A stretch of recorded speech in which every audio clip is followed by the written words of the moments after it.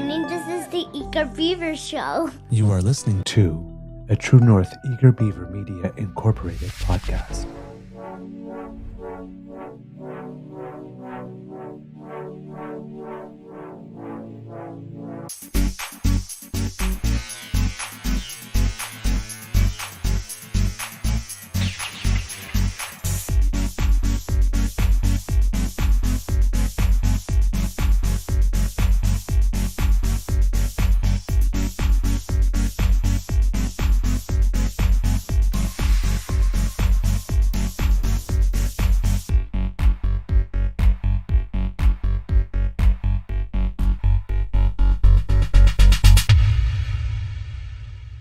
The True North Eager Beaver podcasts are proudly brought to you by our founding sponsors, the Misfit Mysteries from Corvid Moon Publishing, your source for science fiction, fantasy, and cozy mysteries featuring a broad diversity of characters, CanadianTarot.com, your uniquely Canadian online eclectic tarot community, and the Peppermaster, hot pepper sauces made from farm-fresh ingredients to thrill your taste buds and expand your mind.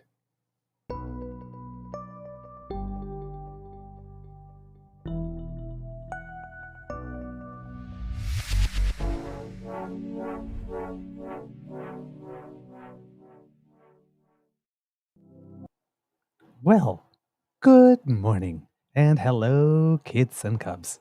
And we have a very special episode for you today. The Beaver Lodge, when it has a guest, asks their guests if they're willing to provide an extended interview so that we may better get to know them and what makes them tick. And then when they agree, well, we package it together and present it to you as part of this series.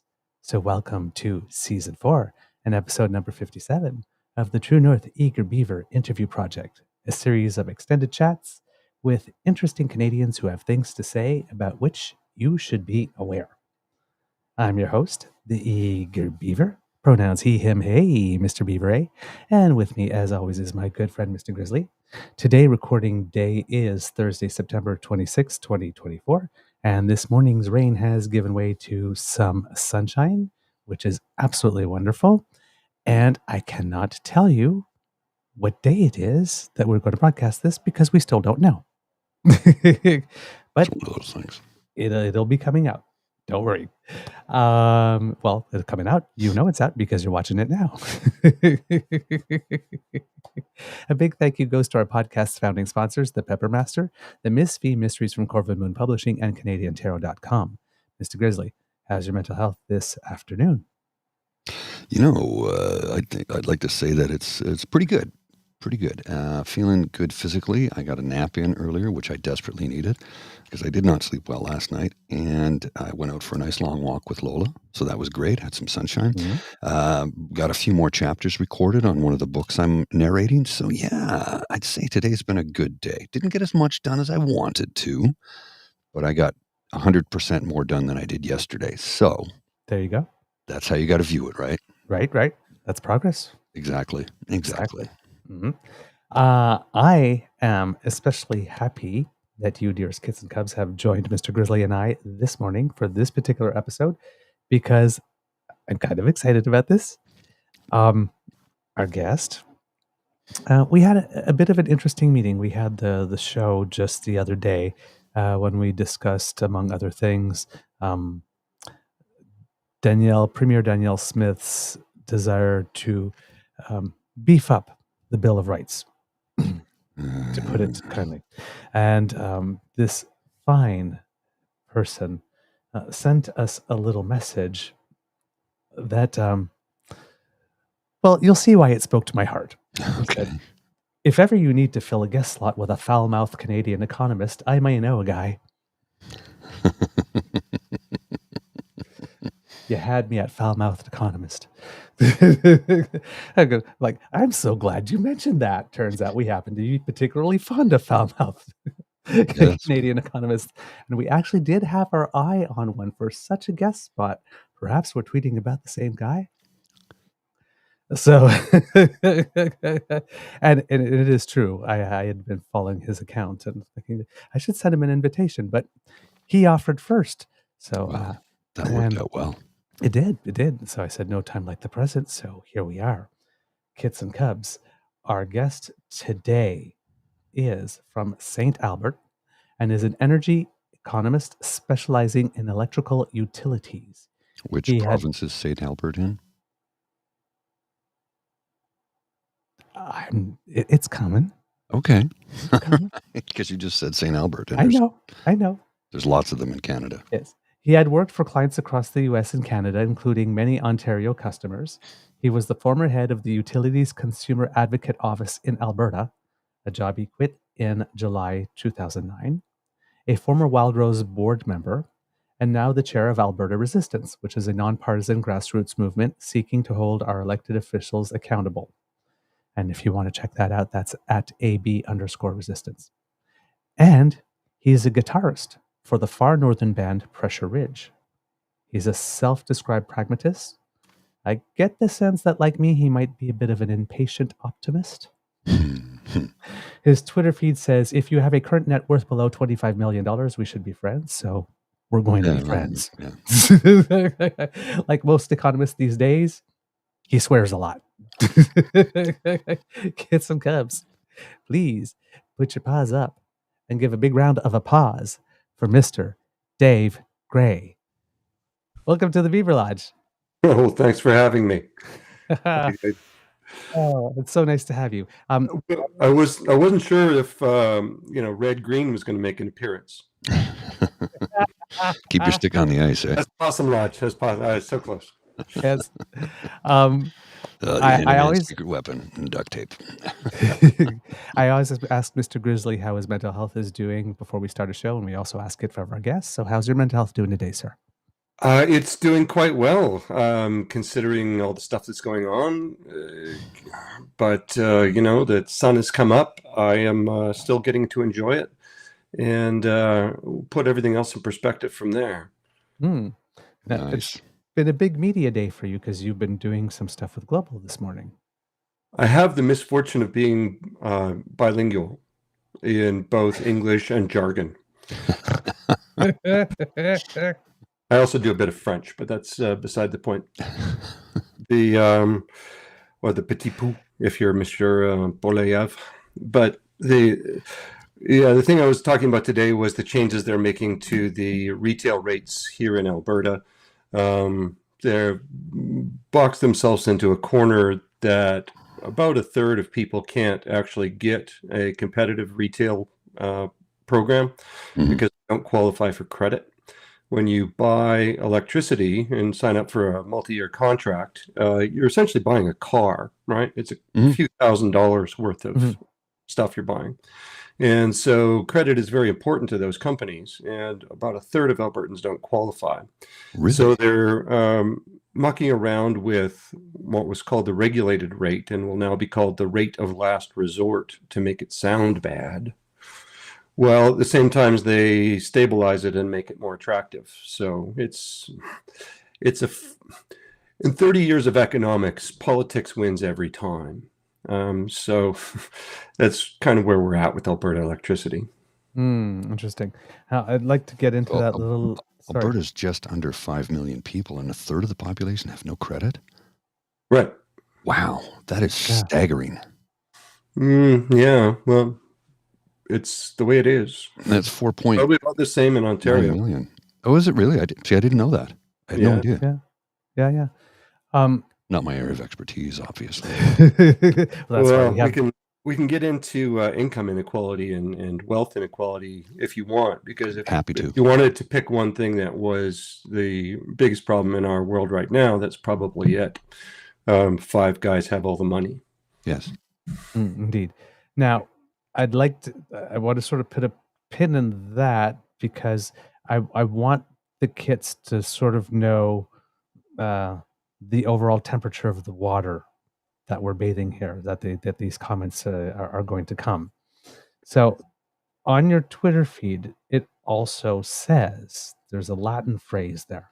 And now my Latin is not the best, but I do know enough about Latin to know that if someone puts a Latin phrase up front on a social media bio, that it's something that means something to them. And yours is, I lost it. Verum in imperio. Truth in government. I want to know what motivated that. When you look at the world, the biggest change in the last 5 years has been the number of people who have splintered off into their own reality, right? The number of people where the sources where they get information from are impeached, whether they're Russian or Chinese or Turkish. We have an awful lot of what in wartime would be enemy propaganda making up the bulk of our political discourse. And the concern that I have is that we've got political parties who are knowingly taking that impeached information and going to town with it and running with it. It's just the most insane thing I've ever seen. And it all seems to be happening on one side where the low information voters aggregate. Well, and this is the reason we have a show. Yeah. Right? Because we just got, we were both, Mr. Beaver had the blog for a number of years, and he's like, would you be interested in the podcast? I said, yes. And then we'll move on to YouTube eventually, which, it took a little bit of work to get him there, but he's there and he's happy with it now. Right. But it was like, because so much misinformation, disinformation, outright lies are spread across, the world. But, I blame a lot of this on the previous Conservative government by selling out to, Chatham Asset Management, which is Post Media, which owns 60% of the news media in this country. And as a result, we get heavily skewed right-wing talking points on a daily basis from a group of people who do not have Canadians' best interests at heart. They have right-wing evangelical Christian GOP talking points. And it's not happening if everybody gets in. Yeah. Yeah. Oh boy. And I blame the Harper government, because they're the ones who allowed that ownership stake, because you could not own a media company in this country if you were not Canadian at one point in time. And then they changed the rules so it was supposed to be 50%, but Chatham Asset Management has 60% of Post Media. Harper's church was right down the street from where I grew up in Calgary. So I was halfway between the First Alliance Church and the Southerns Mansion overlooking Glenmore Reservoir and its beautiful sunsets. I give him credit for doggedly pursuing a extreme right-wing evangelical agenda in remarkable stealth. Oh, yes. Right? Yeah, absolutely. But they can't hide it anymore. No. It's obvious that the end game for a lot of this is to return to some form of vassalhood for those who are undeserving, and some sort of sainthood for those who are. Right? I don't think I've ever heard it put better, though, what you just said. They did it so stealthily. Marcy McDonald wrote a great book about it. It was largely ignored. And I bought the book recently, and I've been reading through it, and it's like, more people need to know about this, because, like you say, it was stealth the way they did it. It was I gotta salute him for how well of a job it was. And as Mr. Beaver would say, he was the king of incrementalism, right? He never did anything in broad strokes. It was always just chip away, chip away, chip away, chip away. Yeah, until eventually you get, a very strange statue of Jesus with a sword. Yeah. Yeah. They want Gilead. They want Gilead. They do. They want everyone to obey their laws, the laws that they feel have been handed down from above. And faith doesn't have much place in law. No. And it shouldn't, because it's supposed to be based on what is truthful and knowable. And yeah, if faith enters into the equation, you tend to have a problem politically, because such people never compromise. Right. Indeed. Yeah. So, sorry, please go on. Well, I was just going to see if we could talk about something cheerier, like, Yes. Tunneling 401, because that sounds like a great idea. Yes. The other question I wanted to know is, how do you go from Wild Rose board member to having uh, been the advocate to leaving because, obviously, and we can get into some issues there with regard to, because there's things that you predicted that would happen that have come true. Mm-hmm. And people didn't like you saying them because everybody hates a Cassandra, I guess. But it seems that there's a bit of a journey there, which interests me on a human level. The reason that I joined up with Wild Rose was very much the same reason that I'm fighting the UCP now, even though the leader is the same between the two. Mhm. See, I knew Danielle Smith before she was any kind of leader. She was part of the Canadian Federation of Independent Business. I was the first call it utility knowledgeable person hired by the Utilities Consumer Advocate. So I ended up basically running the joint. The thing with Danielle was that she wasn't always quite so staunchly right wing. And the first question I asked when she asked if I would help her with her campaign was, can I still believe in the antiquity of dinosaurs? So she said yes, and so I helped with the Wild Rose campaign because the Conservatives at the time were doing just horrible, terrible things in electricity and utilities. And that's where I come from. I started off as the chief economist for a power company, and was very concerned, and have always been very concerned about the public interest. Mhm. Right? The public interest is a tangible, countable thing. Right. And the conservative strategy over a couple of decades now has been to take that public interest, package it, and resell it wherever they can, right? Essentially, Harper balanced the budget by selling off everything that wasn't nailed down. Yeah. Right. And that's very much the idea that these people have now in politics, that government is something you need to drown in the bathtub. Right? It's 1980s Reagan on steroids. And what they miss is that they're making us all worse off, even themselves. I mean, yes. The rich people are the stupidest because they have the power to actually change the system or, make sure that it's working for them, but they'd rather destroy it than see someone else benefit. If I was going to name one vice that is the root cause of our problems, it's envy and the desire to be special, right? People prefer it when what they have can't be had by someone else. Yes. And that's a very selfish and zero-sum place to go, which is what ruins economies. Economies are magic. I mean, people don't understand that. People think of economics as a very much like accounting, but it's not like accounting because we involve magic. They say economists are accountants with a personality, and that's not true. We're accountants with a personality disorder. Well, wasn't Stephen Harper an economist? He was, and oddly enough, he went to the same school as me, University of Calgary. Sorry, don't mind me. My chair decided to give out. And he was not a very good student. Clearly. I got that feeling. That was the biggest problem. He was always over hanging out in poli-sci, right? We're trying to plot the route to power. But yeah, in general terms, he was not a good economics student. He was not well liked. He didn't go into the heavy-duty math classes. He has a lot of things wrong. Let's buy GM stock and then sell it at a loss. Yeah. Shade.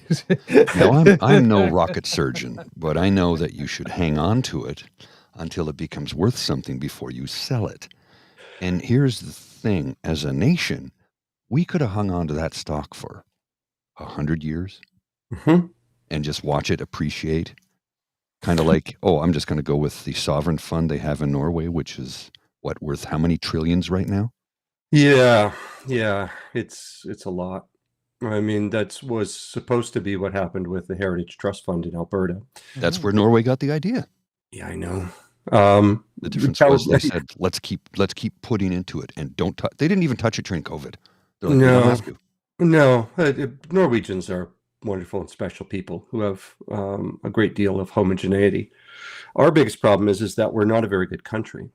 We are antagonistic to each other more than we are helpful. Yeah, that's true. And from Alberta's perspective, it's not ever going to get any better. And the reason is very simple, that we have no political leverage, right? Because my fellow Albertans so resolutely only vote one way.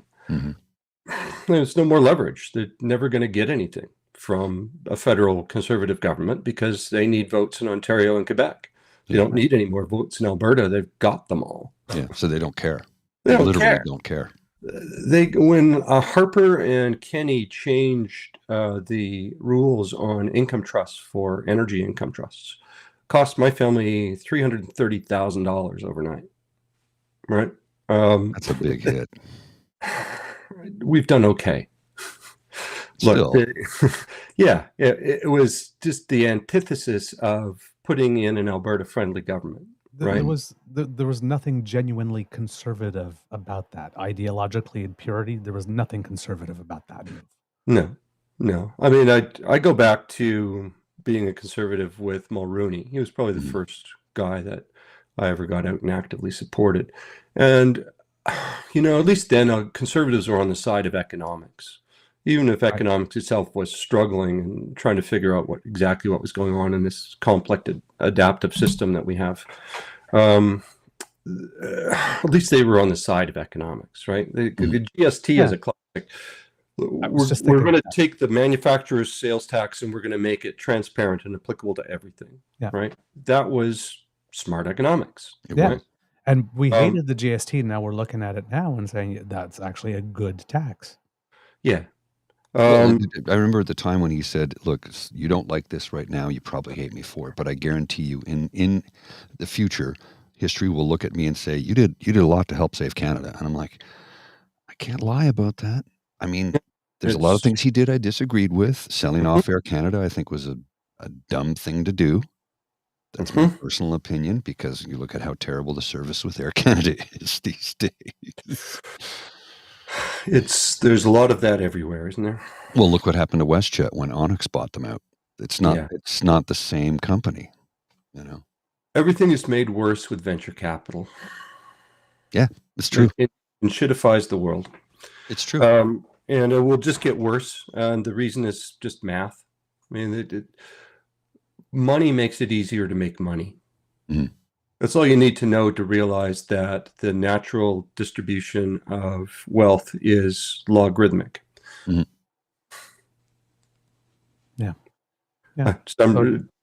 Just good. I'm testing the waters here. I'm not sure how you guys do with math, so I'm just. I get it. I get it. I live with a math guy.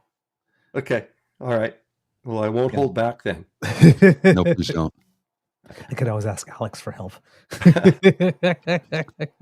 Now, so here we are in this funny situation where, Alberta is just rife for disappointment in every aspect of things.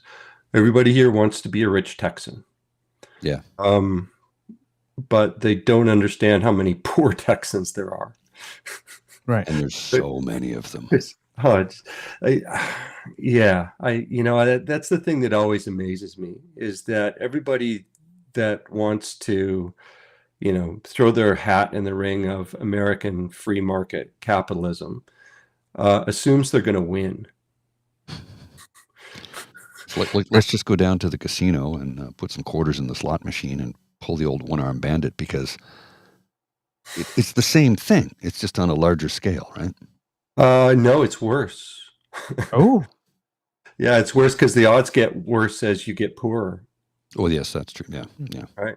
So at least in the casino, your odds don't change depending on your bankroll. Right. You can be on the last quarter and and strike it big. Yeah, exactly. Whereas if you're already $2 million in the hole and you get another $250,000 bill, that's the end of you. Yeah, well, it's very expensive being poor, right? Yes. I say that all the time. Yeah, It is so expensive to be poor. yeah.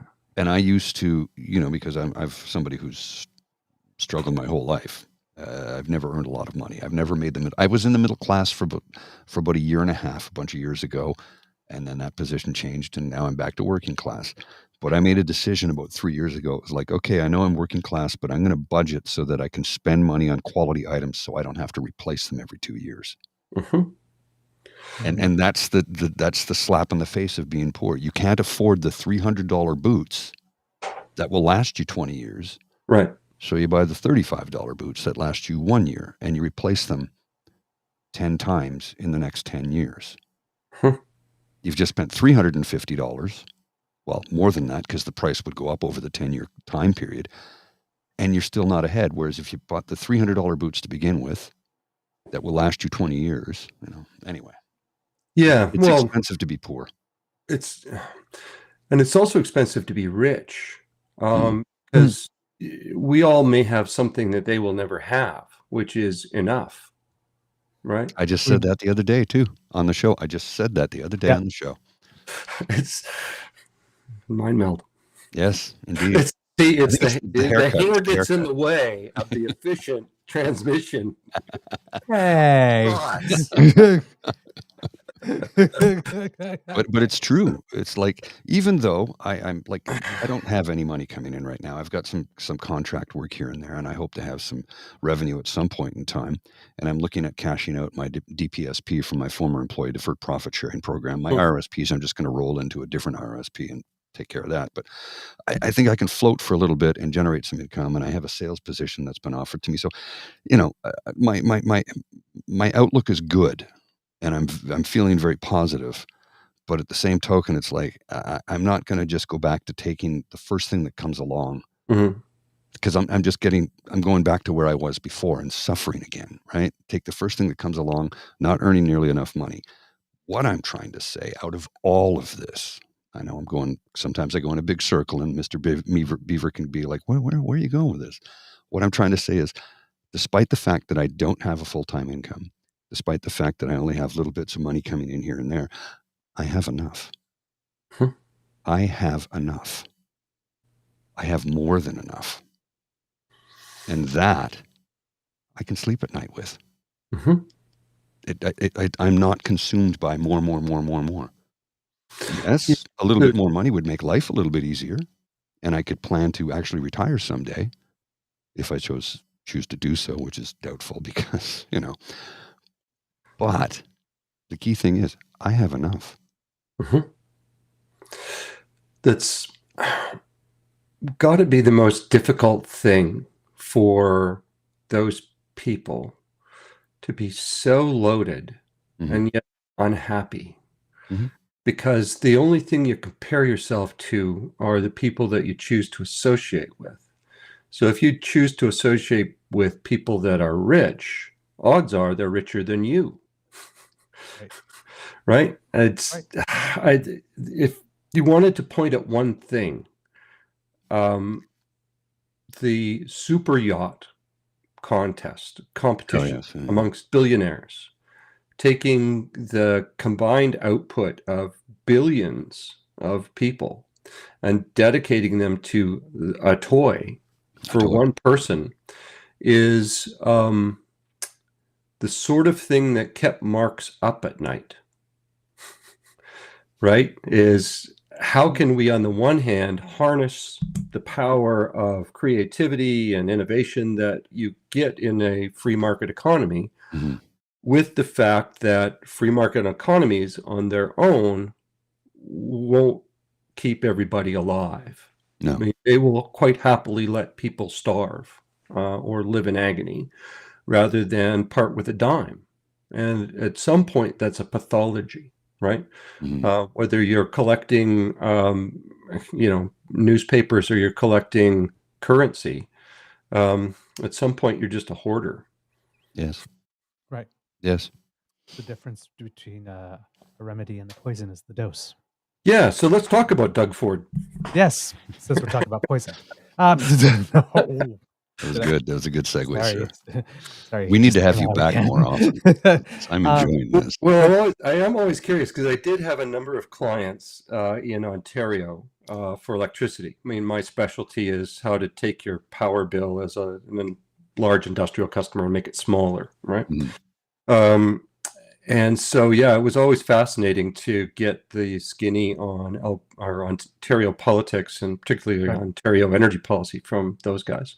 I sat in a conference beside the maintenance manager for Ferrero Rocher, and they were just getting ready to install 2 jet turbine engines at their plant rather than having to pay for power from the grid. Yeah, because it was cheaper in the long run, right? Yeah, cheaper, plus they get the heat, right? Yeah. They already needed the heat, so if you can kill 2 birds with a stone, makes sense. Oh yeah, no, absolutely. And those are usually the big Rolls-Royce engines that you'd see on like a 777 or something like that, I believe, are they not? Yeah, there's big jet engines, quite efficient, and they take the heat off the back end and then they can use it in their process. So you end up getting like 90% thermal efficiency, which is incredibly good. That's incredibly good. Yeah. Very. Now, Um, you mentioned in our pre-show chat that you saw some similarity between something going on in Alberta and something going on in Ontario. Was it the focus on alcohol? Well, that's one of them for sure. I was in Calgary this summer. I was there for 2 weeks. I was there during Stampede, staying at my buddy's place. And one of the things I noticed, and some of the documentation I've read about it, it's like privatization for alcohol sales in Alberta caused prices to actually go up. And everywhere I went, if I went to a liquor store to buy beer, I noticed it was $1 to $1.50 more per can on the same stuff I get at the LCBO here in Ottawa. Which I was kind of surprised. I thought maybe 50 cents, 25 cents, 50 cents, that sort of thing. But $1 to $1.50, and in some cases $2 more for the same product. I was shocked. The smaller you make your business, the bigger you have to make your profit margins in order to survive, right? So, I don't. We certainly have substantially more choice than we used to get with the Alberta Liquor Control Board stores. Trying to think of when was the last time I was actually in one. It might have been when I was 16 buying beer from my 8 and 17-year-old cousins. I had a mustache, so. Familiar with that. And in some ways it was a success. And that mostly comes from the consumer side aspect of more choice, more variety, better hours of operation. But yeah, it's not the most efficient way to distribute alcohol to the masses. And I'm sure that you're finding in the 7-Elevens that your prices are relatively high there as well. Actually, No? I'm not going to lie, I was surprised. So we don't have 7-Eleven in Ottawa. They were bought up by Quickie, which is a local convenience store company. They've been around for over 50 years.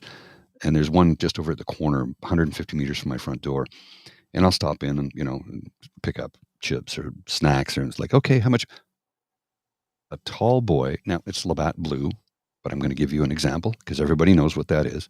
A tall boy, 473 milliliter can is $1.68. That is cheaper than the liquor store. Wow. I was shocked. The wines they have, the only wines they have in the store, which I do agree with this, are Ontario wines. They're cheaper than the liquor store. So that I was surprised at. I could have said something there, but... No, please do. Please do. Ontario wines are actually pretty good. They are. I like them. Pretty good. Yeah. It comes down to the same issue that all these governments are looking at the job of government and thinking, what can we sell off, right? Yeah. How can we, make a buck on this for our friends? How can we take this filthy money out of public hands and put it in private hands where it belongs, right? Would that have anything to do with Doug and a tunnel? Yeah. So Doug's tunnel. Well, he's an asshole, so I see how that comes naturally as an idea.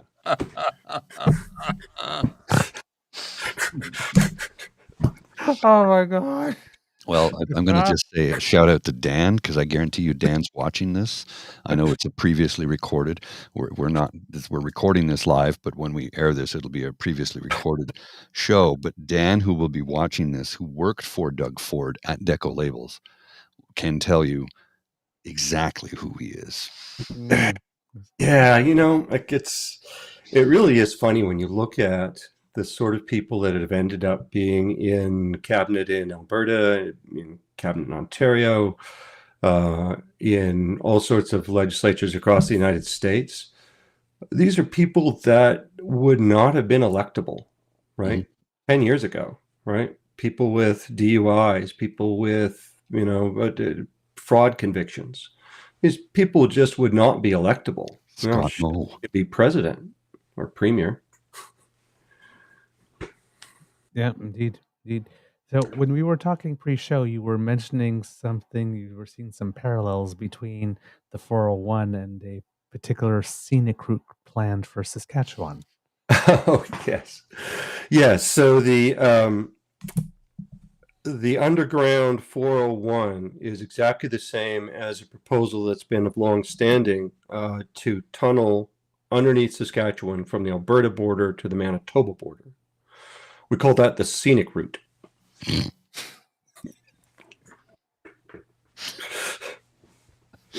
Okay. Oh my God. I did not see that coming. Saskatchewan, you can see it coming for days.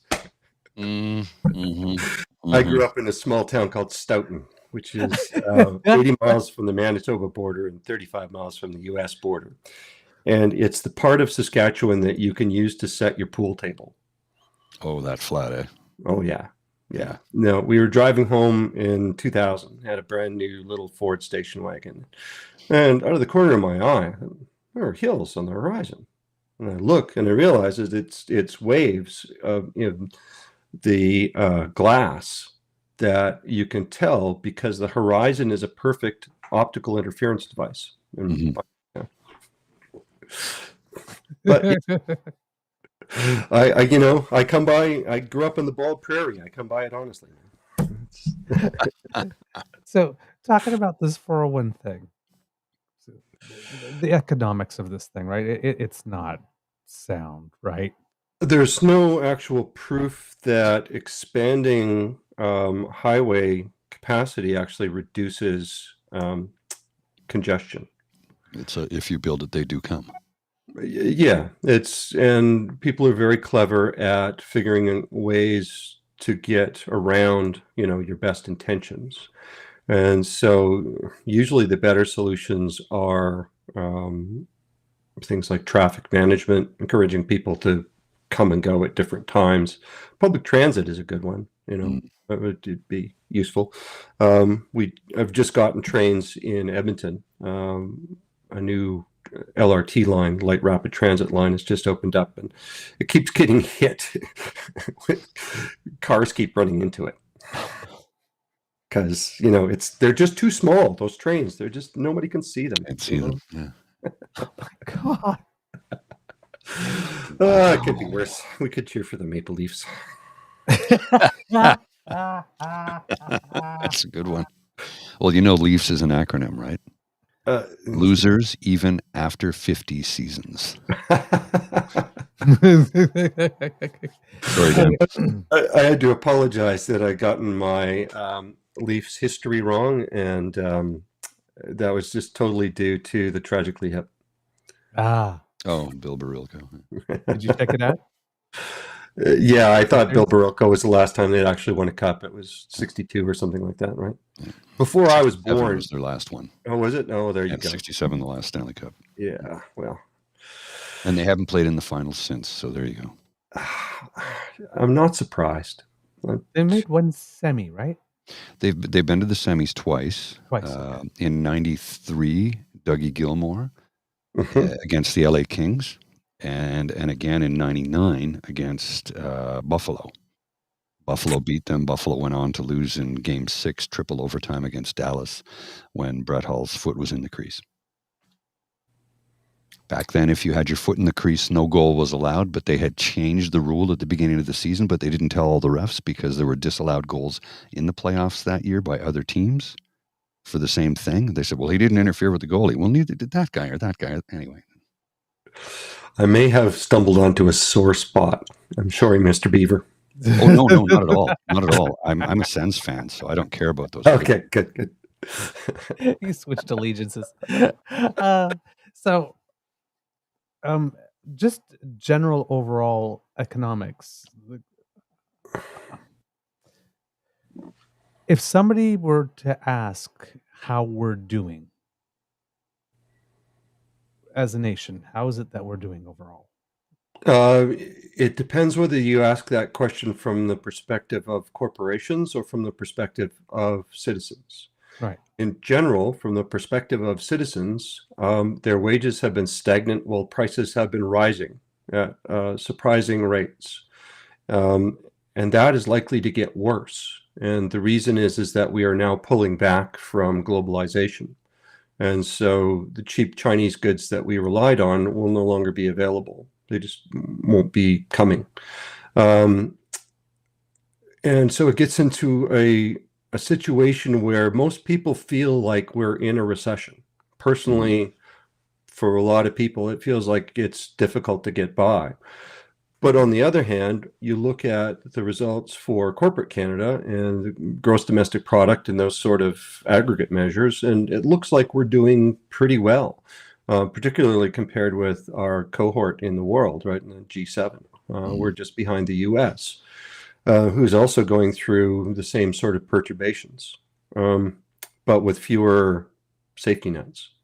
So, I mean, that has to be the concern in the US, is that the social contract will totally break down in some places. And you could argue that it almost always has.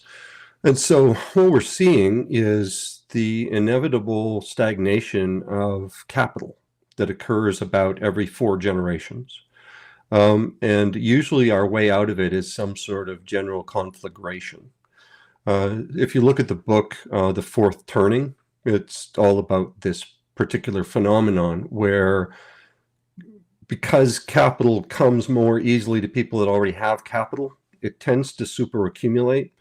And unless you tax that back and put it back into the economy, it gets bigger and bigger and bigger until the investment options that capital seeks out are restricted. And the reason that they become restricted is that no rational investor will take a flyer on a new company developing a new product, when instead they could just buy your mom's house and charge her rent from now until she dies. Right? Markets don't do morals. And that's the thing that most people don't understand, is that corporations, were they judged as a human, would be psychopathic. Right? The decisions that are made in the best interests of business are often in the worst interests of mankind. Agreed. So if you wanted my summary of where we're at, it's, once again, we've let 5 guys have all the fucking money, and we need to get it back. And it needs to go into the hands of people who can spend it. It's really is, economics is as simple as that. It's just the sum of all transactions.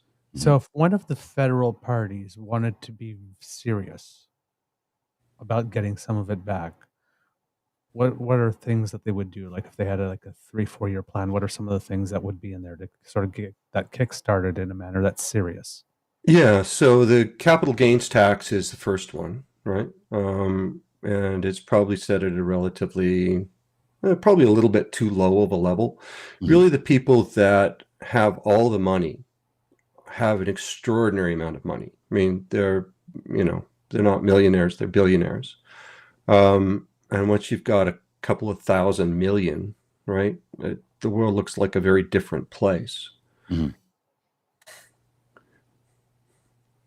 So if just trying to think of where's the logical place to go after such a dire statement, but the long and the short of it is that anybody who's saying that you need to cut taxes and that'll grow the economy are giving updated versions of Reagan's trickle-down bullshit. Yeah. Right. And it's not the way that it works.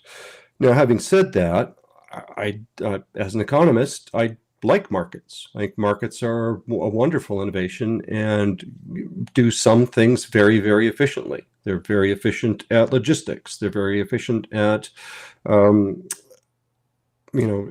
arbitraging between different price regimes. They're very efficient at developing new things. They're terrible at making sure that grandma doesn't die.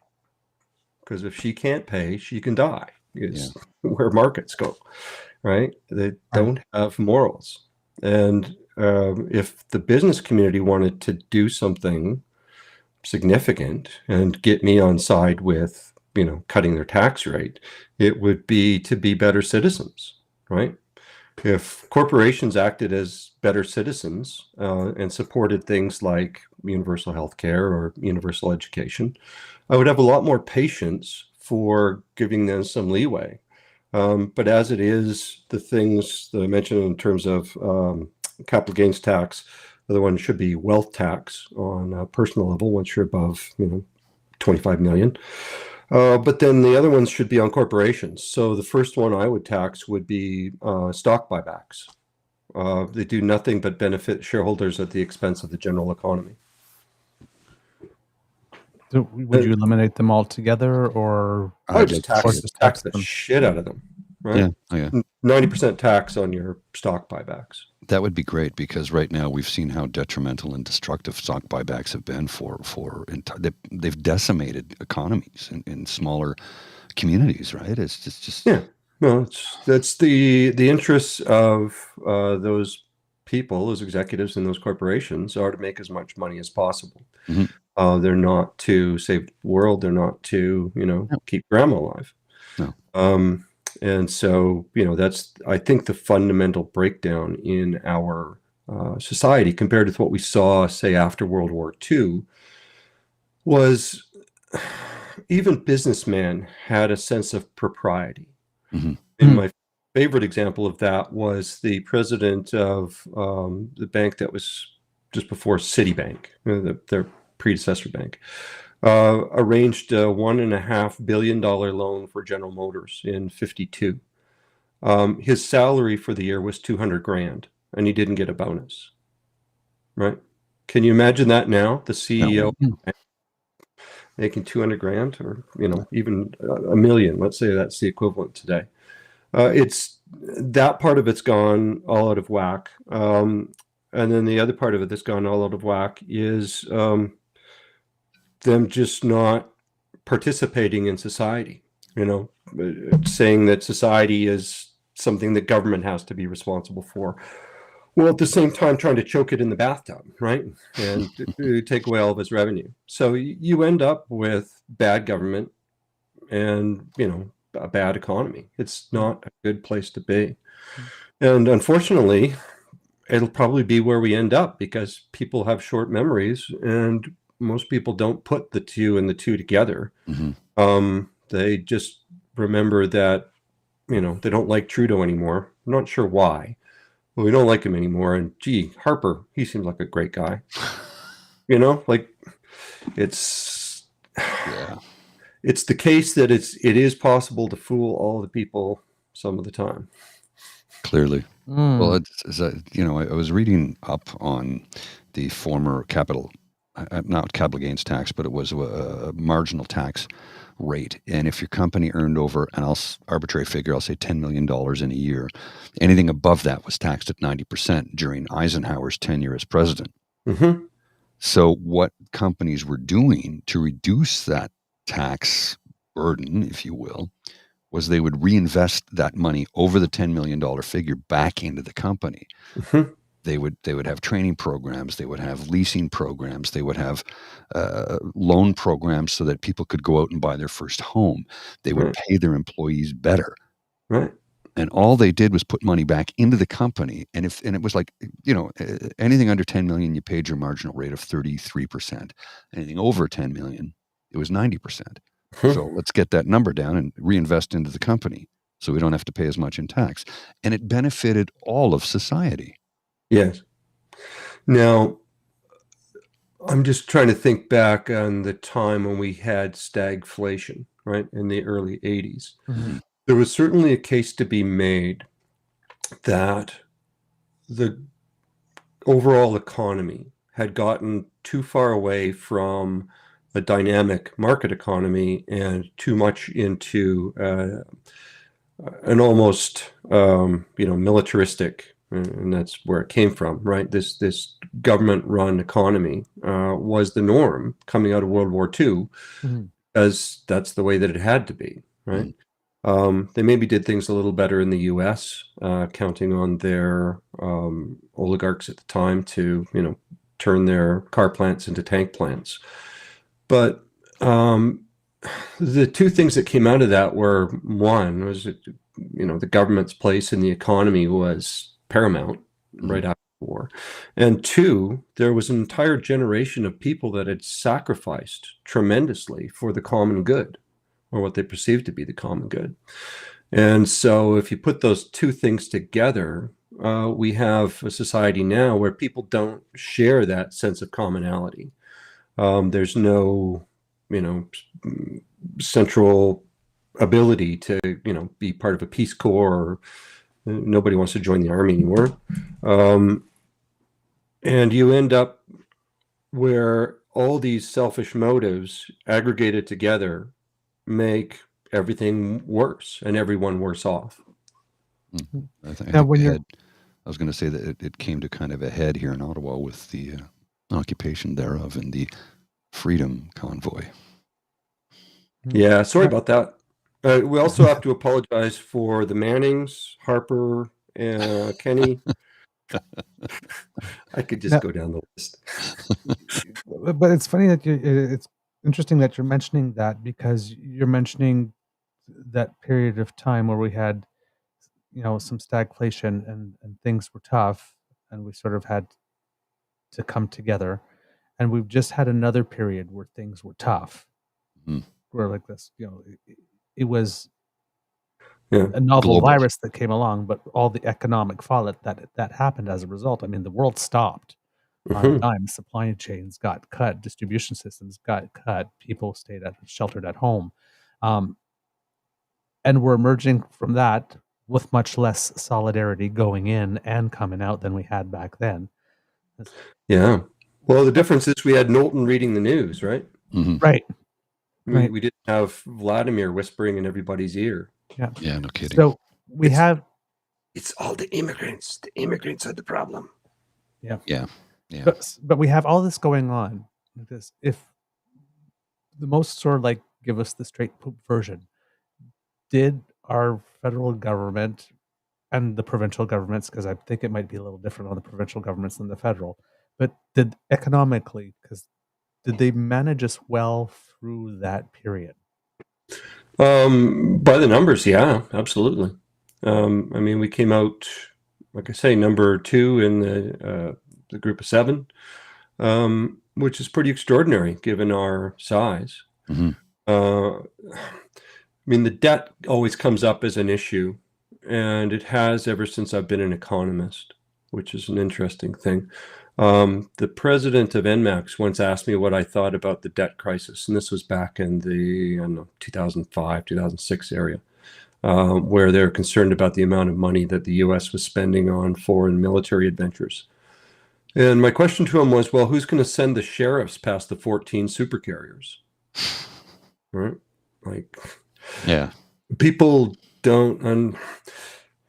So if regular economics, if micro and macroeconomics that you get a glimpse of in school is Newtonian physics, monetary policy is Einstein and relativistic physics, right? You can't think of money as a fixed quantity. It's just another thing that's a market marker. And so when you start talking about things like the national debt, when you've got a fiat national currency, that's a pretty different situation than being, a local barbershop or a household. Right. Right. So yeah, by the numbers, we did very, very well, and I have to say that from those terms, the Liberal government has been pretty smart, and that includes our own, Chrystia Freeland from Alberta, who's deputy premier and a very sharp cookie, right? Like, you don't get to be lead editor at the London Financial Post without knowing a thing or two about finance. Right. Well, and I saw a comment the other day. I go, what the hell? She was a journalist. What's she doing in finance? I'm like, you do know what her job as a journalist was, right? No, they don't. They just know she's a girl. Yeah. And Trudeau was a drama teacher for one frickin' semester. Yeah. Can we talk about, Le Petit Pou? Yes, Le Petit Pou. Le Petit Pouce, Monsieur Poilievre. He went to the same high school as me and Ryan Jesperson. Yes. Okay. High school in Southwest Calgary. Where interestingly, it was always the Mormon kids who put on the beer parties. It was a very, very wealthy school. It's very interesting. Well, Mormons don't have rules about drinking. I used to work with a guy who was Mormon, and he'd go out for a drink on a Friday, and he'd get liquored every time. So maybe if they had a rule about it, he clearly disregarded it altogether. Well, the old saying is the way to keep a Mormon from raiding your liquor cabinet is to invite a second Mormon.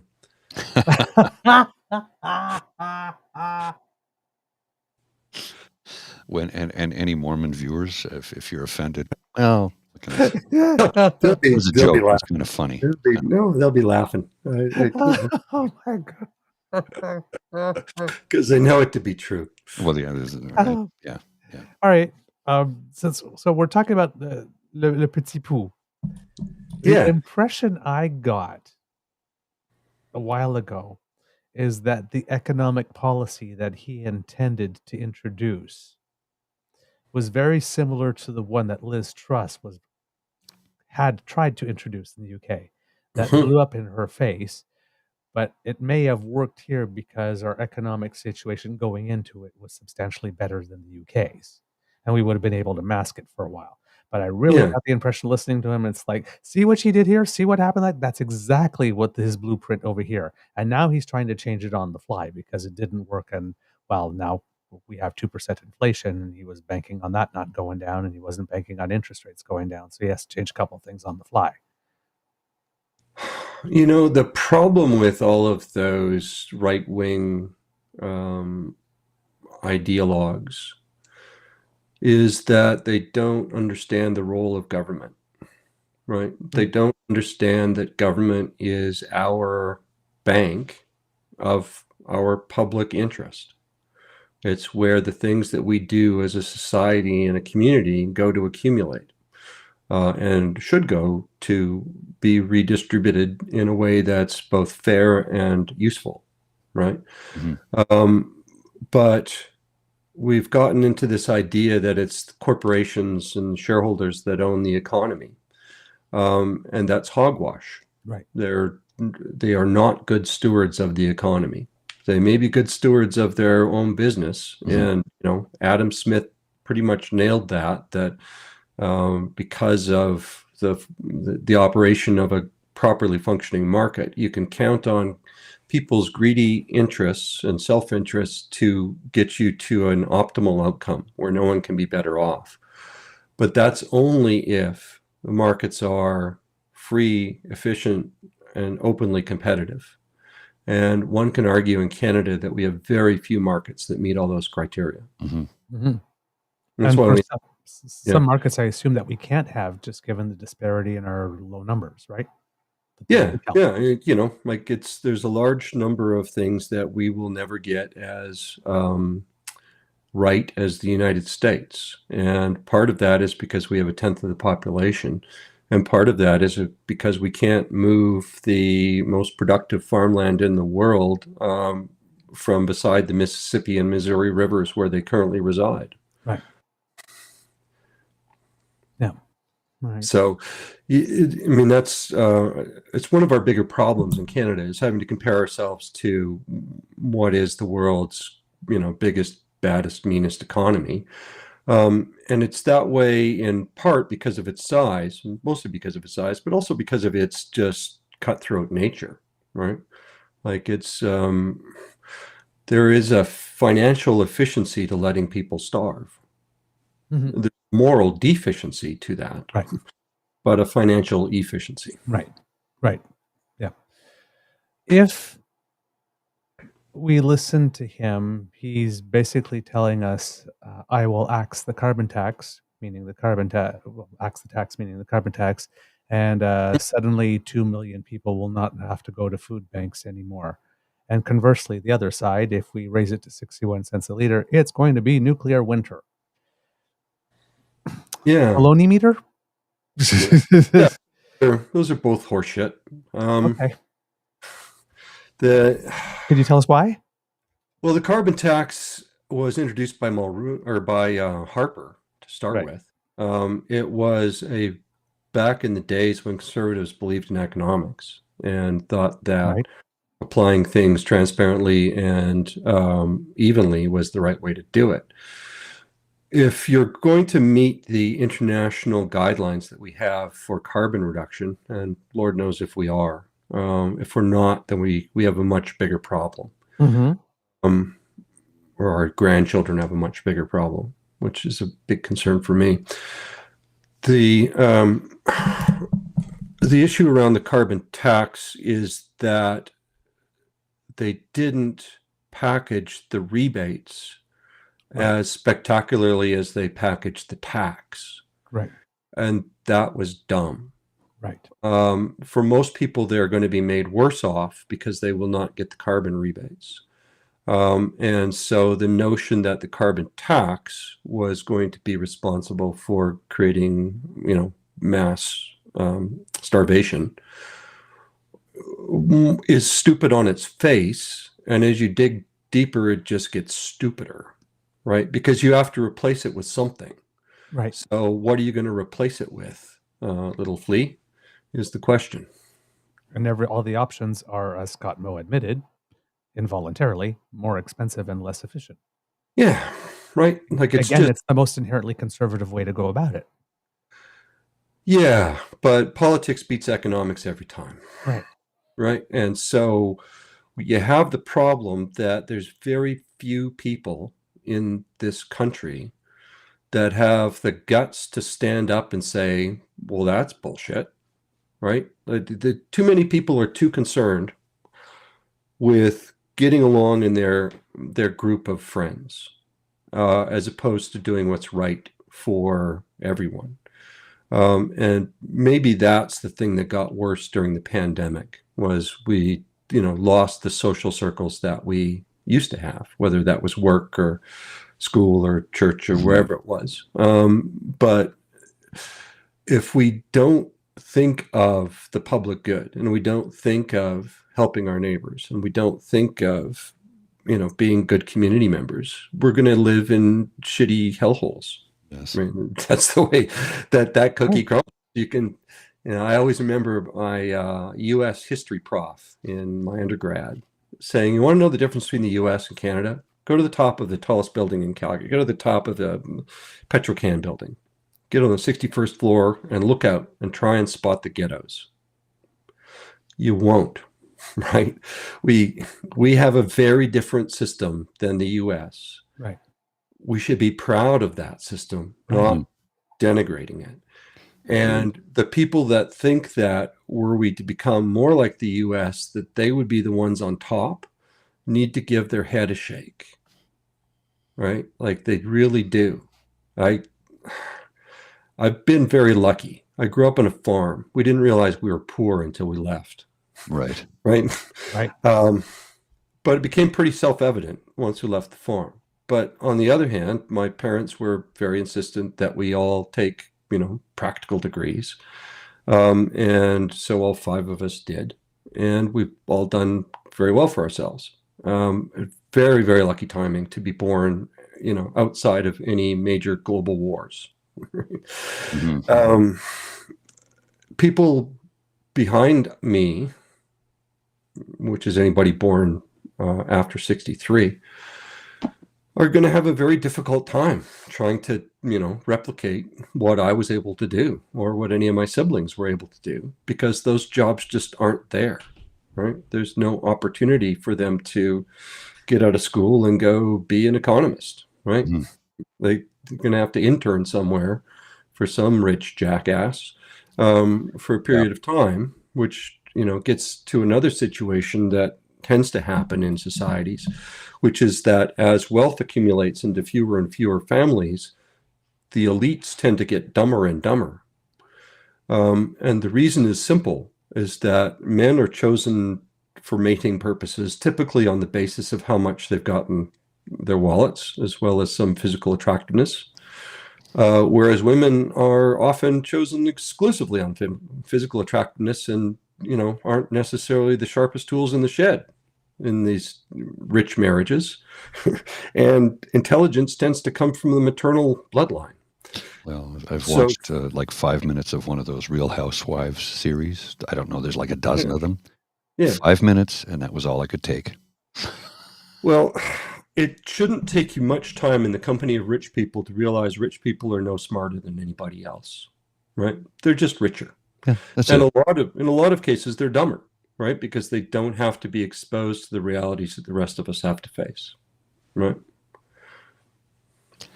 Well, there's so much truth to that because they're isolated and insulated, and they don't know what it's like to have to roll quarters to buy a box of KD at the corner store at the last minute because you've got nothing else in the fridge. Right. Right? They have no concept of what that's like. They can't even begin to understand. As a matter of fact, there was a woman from Saskatchewan who was acting on a show. Show was called Superstore. Mhm. And she played she was a bigger gal, but she was like a super corporate security anyway, her character was brilliant. And I was watching an interview with her on TikTok, and they said, so when you first came here from small town Saskatchewan, what was the most ridiculous thing you've ever seen in Hollywood? She said, we went met some people, and I got invited to a dinner at their home. I don't know how this happened. I don't remember the circumstances, but I remember that when we finished eating, they threw everything out, and I was like, no. It was a catered dinner. They threw the plates, the cutlery, actual silverware. They threw it in the garbage.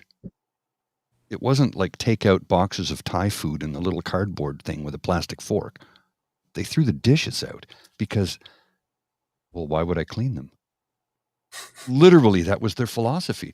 And she came from, like I said, small town Saskatchewan. Her mind was completely blown. She's like, I don't know if I can handle this out here. Well, and the other thing it does if you do that is it makes sure that no one else can enjoy it. Right? It gets back to that pathology that I've seen many times where people will actively go out of their way to ensure that something they have is not available to others. Mm-hmm. Right? I knew one woman who, if she found a shirt she would like, she would buy up everyone in the store. So right? nobody Not else that could she was going to wear them herself because they'd be in the wrong sizes, right? But so no one else would be seen in the same thing. There's a Wow. deep Yeah. pathology in our great ape nature, right? The biggest single breakthrough I've had in my career as an economist is to stop thinking of people as people and start thinking of them as apes, because that gives you a better indication of what they're likely to do in any given situation. And a lot of it comes down to what's my status in the immediate pecking order of apes around me. Mm-hmm. And that's where we get into all of these very strange and very selfish things, right? It's not about me enjoying this thing. It's about me having this thing, which elevates my status, which is what I enjoy. Mm-hmm. Wild. Which gets us back to Doug Ford. Please tell us about Doug Ford.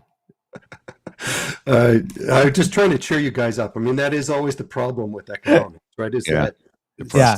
Well, because I understand that if you're talking about a situation, economics, as we are, and you're looking more than, like, for example, you could be looking, hey, the TSX hit a record high today. Everybody's, if you have some pension investments or whatnot, you probably did good today. Everybody celebrate, isn't everything great? But that that's the tree. And then if you back up, okay, 20, 30, 40 years, I mean, we're not setting ourselves up well energy wise as it needs to be. We have some provinces that are very, even the provinces that are very dependent on hydroelectricity and saying, well, they're getting a clean energy boost. Water's drying up. Mm. They're going to have to replace that electricity somehow. I just heard something on the news today about that there's if you had to like make sure that you can regenerate the same amount of electricity, and you have to count for population growth, because there's a lot of places that are just so far behind. Mhm. And then you have other situations like like in Alberta, where most of the electricity comes from, I think, natural gas. Does now, yes. As now. So if we're going to move if we're going to move to something more green and whatnot, they've got a larger percentage of households to switch over to a new thing than anybody else that's already has some type of mix, which is more expensive. And I guess that's why Danielle Smith is kind of saying that we can't do this by 2035. I don't know if that's actually true or not, but Okay, so yeah, you hit the rant button. oh, Digress. Does So Daniel let's talk Smith- about Alberta's electricity Does system. Daniel Smith know about the faucet? Because What Daniel Smith doesn't know will fill a very large stadium. So Well, here's the problem in Alberta. If it's not combustion, it's communism, right. right? Yeah. They have gone out of their way to kill what was the most successful green energy sector in North America. right. Yes. And the reason it was successful was because we have a free and open market. That people were able to come in and do deals such that a wind generator could, supply all the IKEA stores, right? For example. And those sort of deals are allowed and easy to transact in Alberta. These fucking guys are so dead set against green energy and think that it's an existential threat to the oil business, as opposed to the oil business being an existential threat to the human species, that they have stopped it cold. They put in ridiculous regulations that you can't have wind turbines visible, basically, right? You need to figure out how to make invisible wind turbines to satisfy their legislation.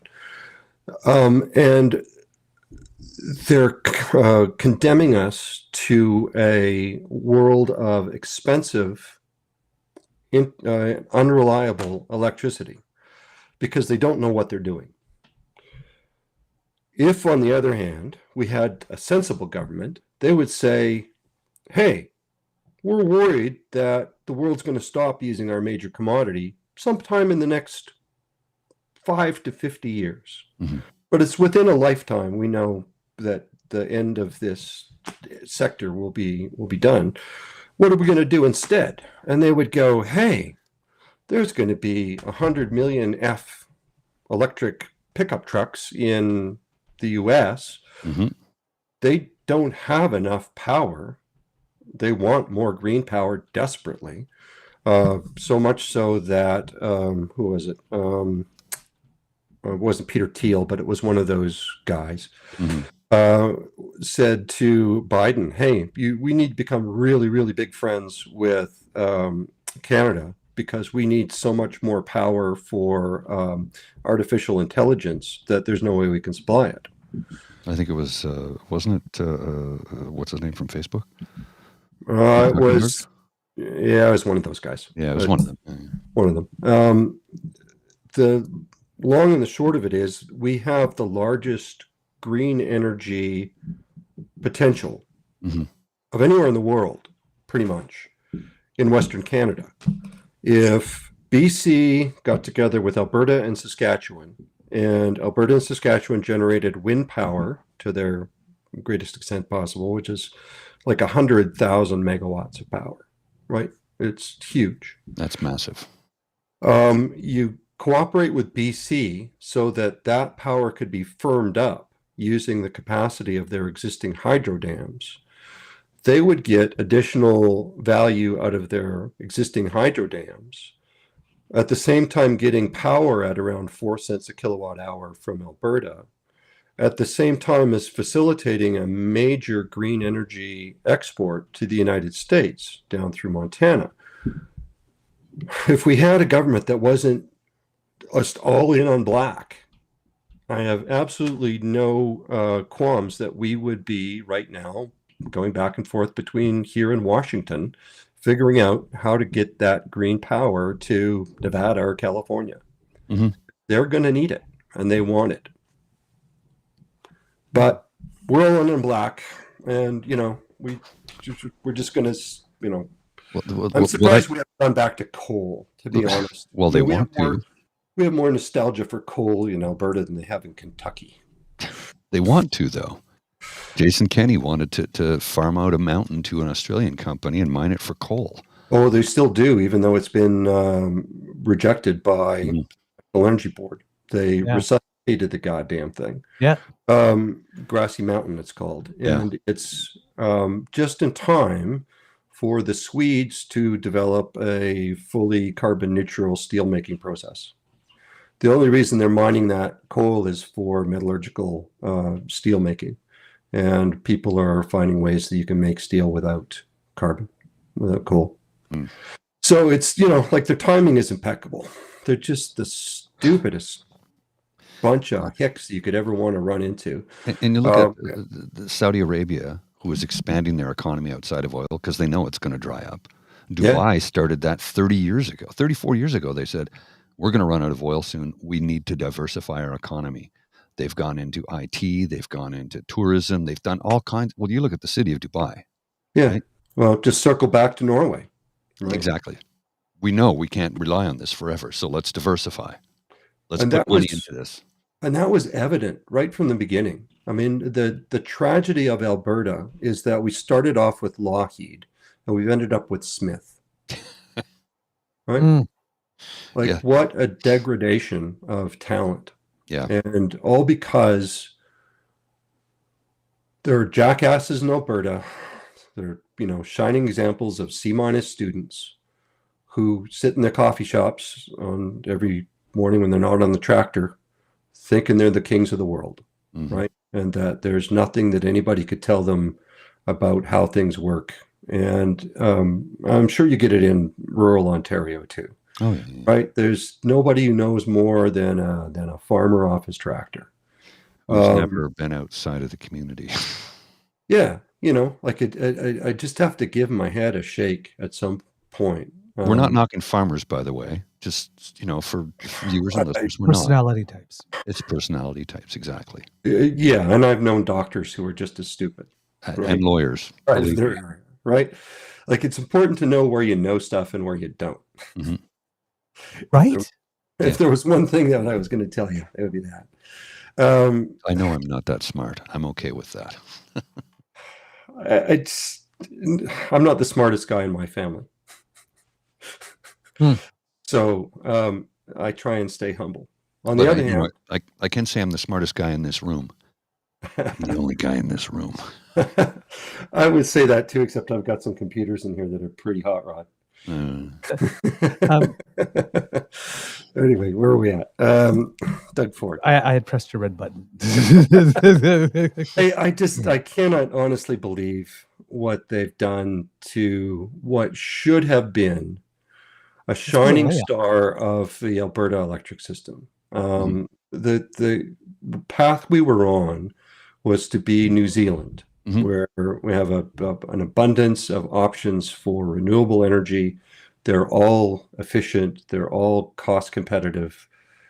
We could have been New Zealand. Instead, we are Texas with occasional prices of $1 a kilowatt hour.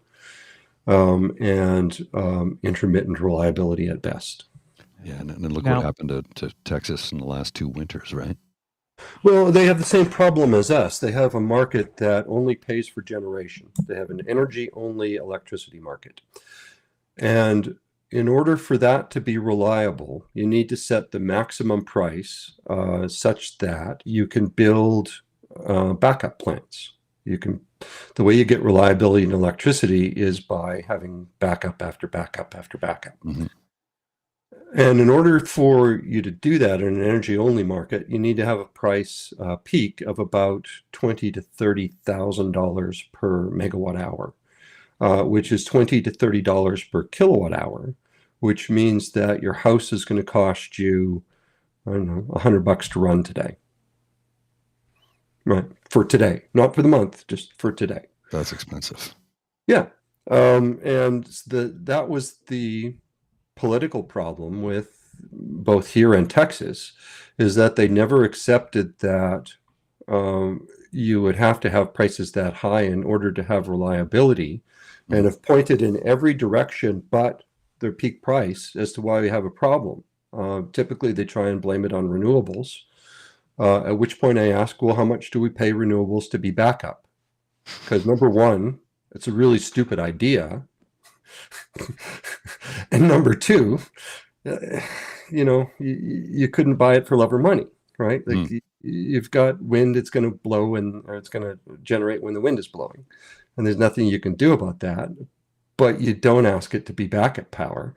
And we don't pay them anything to be backup power. So it's just the craziest flip on its head scenario of any that I've seen. But a lot of people fall for it because they don't understand it.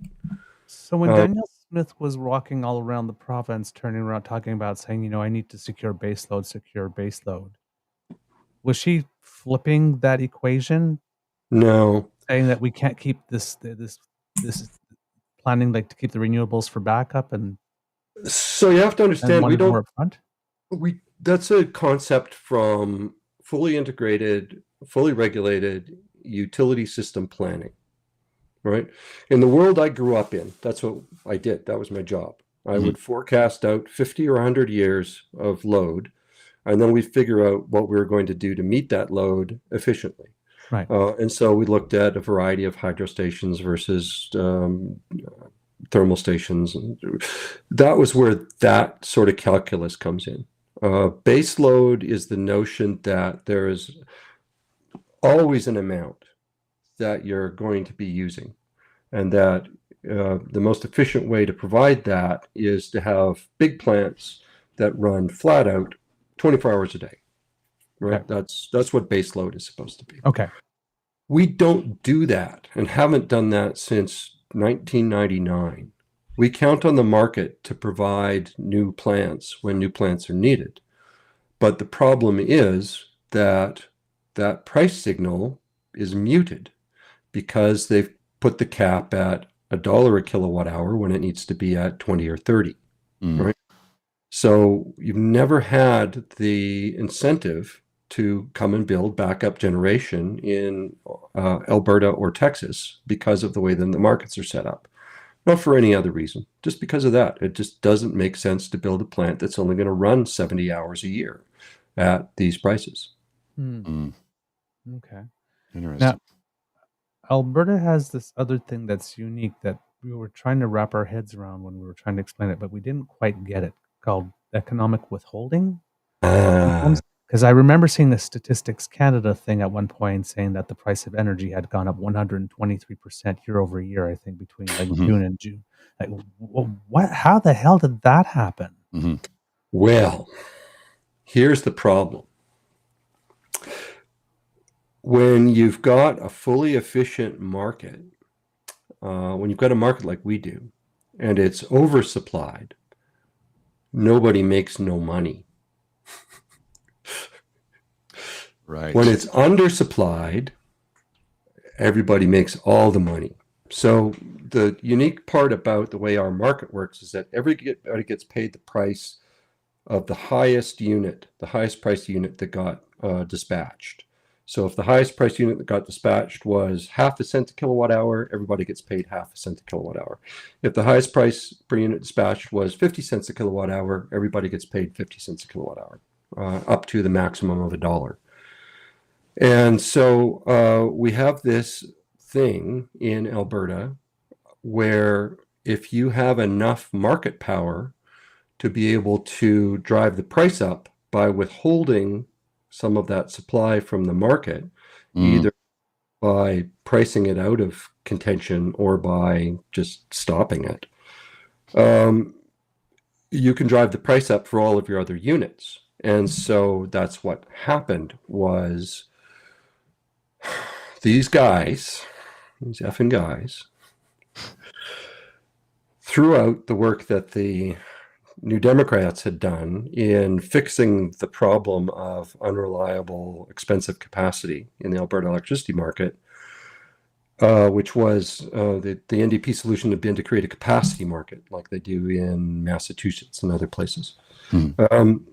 But they tossed that out and reinstituted economic withholding, which had already been used once before at that point by TransCanada, from 2013 to about 2015, where they had enough market power to drive the price up. And it was such a big deal that I actually built an app for my consulting business that would tell people what the price was at any point in time. So when the NDP got in, that stopped right away. And then when the UCP got in, they said, well, we'll allow that back in. And then what happened was TransAlta got back all of its plants, which had been the output of which had been sold off in privatization. They got the plants back and went to town from midnight on January 1, 2021 until just recently. And they were successfully able to 5 times the price, essentially, for 4 years. And this was defended as being extraordinarily efficient for some period of time until it was obvious to even the dullest of the UCP cabinet members that that was not the case, right? That something was seriously wrong and you're ruining the rest of the economy for the benefit of 4 big energy suppliers. Wasn't that kind of what Enron did in California a bunch of years back? Enron did in California, and it's exactly the Enron model that we've got. So, yeah, good one. That's what I thought, because the way you described it, I'm like, that's what Enron did. If I had a bell on the desk, I would be ringing it. I could hear the piano, I suppose. I got Tucker Carlson-mouth again. Yeah. Yeah, no, that's exactly what Enron did. I remember when that was taking place. And yeah. Who's the genius that said, hey, Enron, let's get ourselves a slice of that? Ralph Klein. Of course. His buddy Steve Smith, Dr. Smith, and then the guy who cemented it was Mel Knight under Stelmach. So yeah, and that's when I left the provincial government. It was under Stelmach in 2009, and they really ticked me off. They fired a friend of mine for just being a friend of mine. So I let him have it. I was on the front page of the newspaper more often than the premier for the summer of 2009. And that's when I joined the Wild Rose, because these stupid conservatives had to go. And, plus ça change, plus ça remember. Plus ça reste la même chose, huh? Yeah, very much so. That, the PR guy in me is very, very, very happy and pleased about the part of you being on the front page more often. Well done, sir. But for the right reason. That's the whole thing. Is like we mentioned that, right? We talk often about. I keep on bringing it up. Munir Sheikh was the head of Statistics Canada. When Prime Minister Stephen Harper's turned around and says, "No, we won't collect our data the way that we collected it before. We'll collect it this way, and trust me, because the reliability of the data will be just the same, if not better." And like the head of Statistics Canada sit there going like this. Well, everybody that works in my industry knows that if we do it this way, it's not better. So I can either sit here and say nothing and have all my peers laugh at me behind my back, even though I'm in my dream job, or I could have some integrity and say, yeah, what you said is not true, and I can't sanction that by remaining in this job. Sorry, I gotta go, even though this is my dream job. Mhm. Was the job that you had when you were the utilities consumer advocate, was that a job that you really, really enjoyed and you would have loved to stay in Yeah, otherwise? and I was very, very good at it. We cost utilities about $500 million in requested rate increases. So that accrues every year. Yeah, no, I would have been very happy to stay there and been very good at it. But it comes down to, ethics isn't worth a paycheck. Right. Yeah. Because essentially, if you stayed there, they would be making you say that. Yeah. Yeah. No, the person so I got fired in large part because I told them that their idea to allow every transmission project that had ever been proposed to be built all at once was a really, really stupid idea. And they went ahead and did it anyway. So it was before they made that decision, but after I had left, they brought in a lady named Karen Gashis, who was vice president at Fortis, I believe, before coming to run the Utilities Consumer Advocate. Very, very, very bright lady, very knowledgeable about the industry. She commissioned a study that came up with the same conclusion I did, which was that this is stupid, and had the minister and deputy minister come in and yell at her for an hour and a half in her office. She left shortly after that. You have to have a bit of a tough skin to take on the kind of jobs, but you also have to be a bit of a badass. And the one thing that never happened to me was nobody ever came into my office and yelled at me. It just wasn't going to happen. Right. Right. Something tells me they'd get a what time it shouldn't even be a concern. It shouldn't be a concern, but it is, unless you're 6'4", 230. Right? At which point, you are? Okay. Yeah. It kind of helps. I got yelled at once. I was 5'6", 140 so at the time. So yeah, I can see why I got yelled at. That was the thing my buddy pointed out to me this summer. He goes, "Did you notice anything about Calgary while you were here?" I go, "Yeah, I'm not that tall around here. I'm 6 foot. So in Ottawa, I'm above average. But in Calgary, no, man, everybody's like 3 or 4 inches taller than me. Those big prairie boys are tall." Yeah. We eat good. Yeah. I was, and my buddy goes, "Strange, right?" I go, "Yeah, I'm not used to this. Usually I'm one of the taller people in the building and wherever I am, but yeah, I wasn't, and it was weird." Yeah. It's a funny world we live in, right? But if you get back to the, what would an ape do? I'm pretty good at ape things. Hulk smash? No, I just get very quiet. Oh, okay. That's scarier. The radiating disapproval is extremely effective.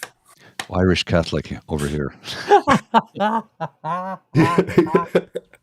I'm not sure whether that makes you better at it or worse. I understand it. Let's put it that way. I dated a woman years ago. She's Jewish, and she said, if we both had amnesia, we'd still remember the guilt. That's good. It works. Dave, for anybody, it's kind of a bleak question because I understand what you're saying, that we're on the downslope and we seem to be accelerating and picking up speed. Until we hope, how do I put it this way? If we are in the market for politicians, as we are in 3 provinces currently and might soon be federally, on anything having to do with energy or even just like affordability, what are the things that we should be listening for people to be saying if we want to know that they actually have our best interest at heart rather than some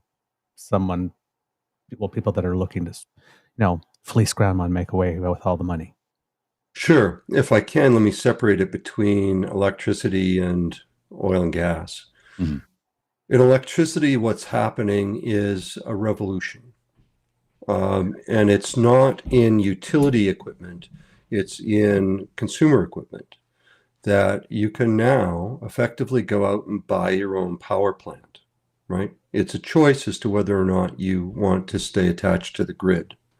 And anywhere in Canada, you can create a system with some combination of electricity and, I guess what I'm saying is you may need to have some additional thermal generation, but for the most part, for most parts of Canada, people are going to be able to provide their own electricity and their own heating through heat pumps without being attached to anything else, right? And that's revolutionary. And if the utilities are smart, what they would do would be to take advantage of that and develop the protocols to cooperate back and forth between the utility equipment and the consumer's equipment to get the most out of it. So just as one example, there's a problem on AC electric circuits called power factor, which is when the timing of electricity is off. It's like the timing is off in your car, right? Where it wants to push, it's off just a little bit and it's not being very efficient. You can fix that if you have local inverters, because inverters can reconfigure the electricity back into being in phase. So that would be a perfect example of where utilities, if they were on the ball, would start going to their customers and finding a way to coordinate what they're doing with what the utility needs to reduce everyone's costs. None of them are doing that yet because they're all still just desperately clinging onto their old business model. But let's go to oil and gas, because this is an issue where it really comes to light that we are not a country. I can readily see a situation where the United States stops all exports of oil products from the United States. Mhm. If there is a crisis in the Gulf of Hormuz and the world oil prices go crazy, I can see them cutting off supply to everyone else if there was a security of supply issue. That means you are screwed in Eastern Canada, like screwed, blued, and tattooed, right? If oil gets shut off from Gulf of Hormuz, who are you going to buy from, right? Yeah. Like all of the refineries in Eastern Canada are set up for light, sweet Arabian crude, and it's not going to be there. Mm-hmm. So the whole Energy East pipeline debacle was framed the wrong way from my perspective. It shouldn't have been framed as an economic issue. It should have been framed as a strategic issue that in times of crisis, we need to be able to heat homes in Ontario and Quebec, even if we can't get oil from Saudis. But they didn't do that.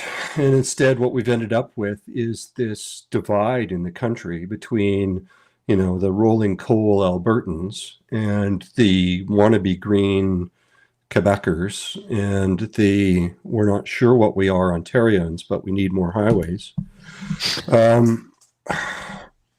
And it was, to my mind, just a calamity. We should be supplying Canadians with Canadian energy just for purely strategic security of supply reasons.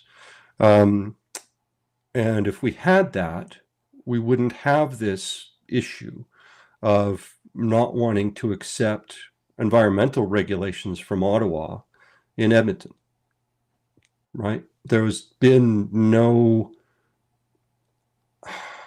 allowance given to the importance of the Alberta energy sector to the country.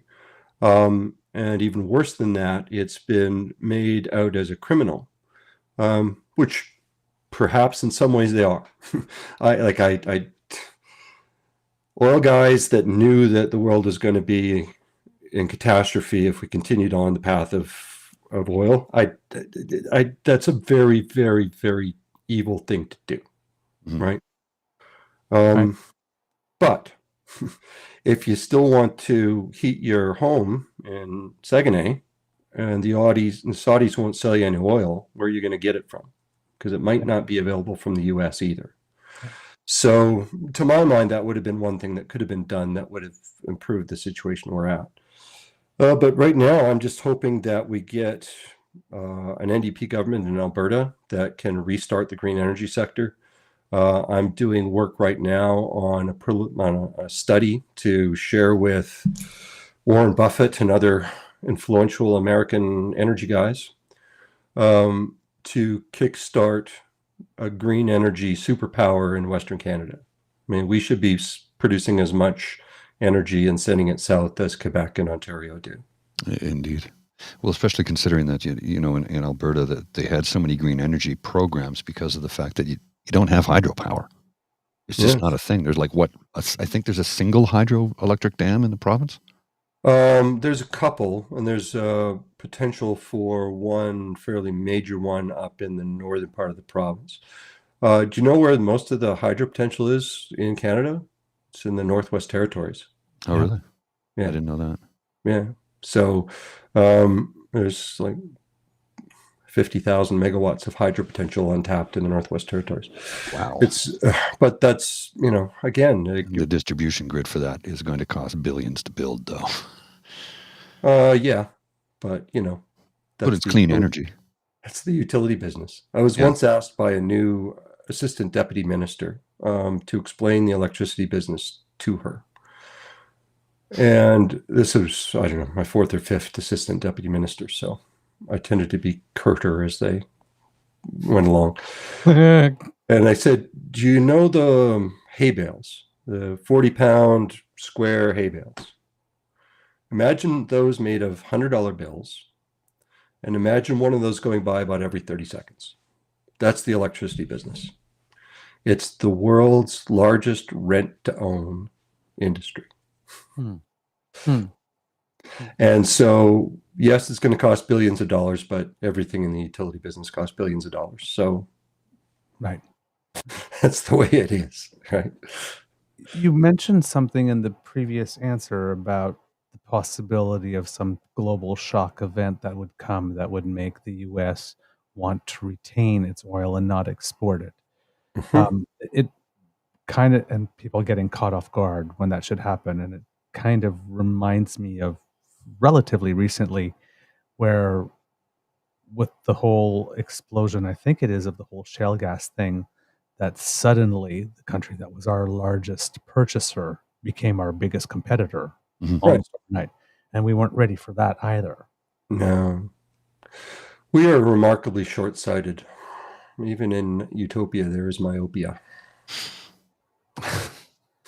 Good to know. Well, and we've had successive governments in the past that said, well, we're not using this thing, so we'll just sell it off. We'll just get rid of this. And I'm specifically going back to Mulrooney on this one. I mean, sure, I touched on Air Canada earlier, but he sold off our vaccine manufacturing facilities. And we got caught with our pants down during COVID, during the pandemic. It's like we had to import. Now, thankfully, our government bought enough to supply every Canadian with everything that they needed. Many chose not to, but that's their decision. That's fine. But you know, now we're building plants for vaccine manufacturers, and they're going to be owned by the government of Canada, which I think is a good thing. Yeah. I mean, we have to grow up that there's more than one, there's more than two types of economics, right? We have this idea that it's either laissez-faire capitalism or it's communism, right? And then there's nothing in between. And it's stupid. All of the Nordic countries would have to argue with that one.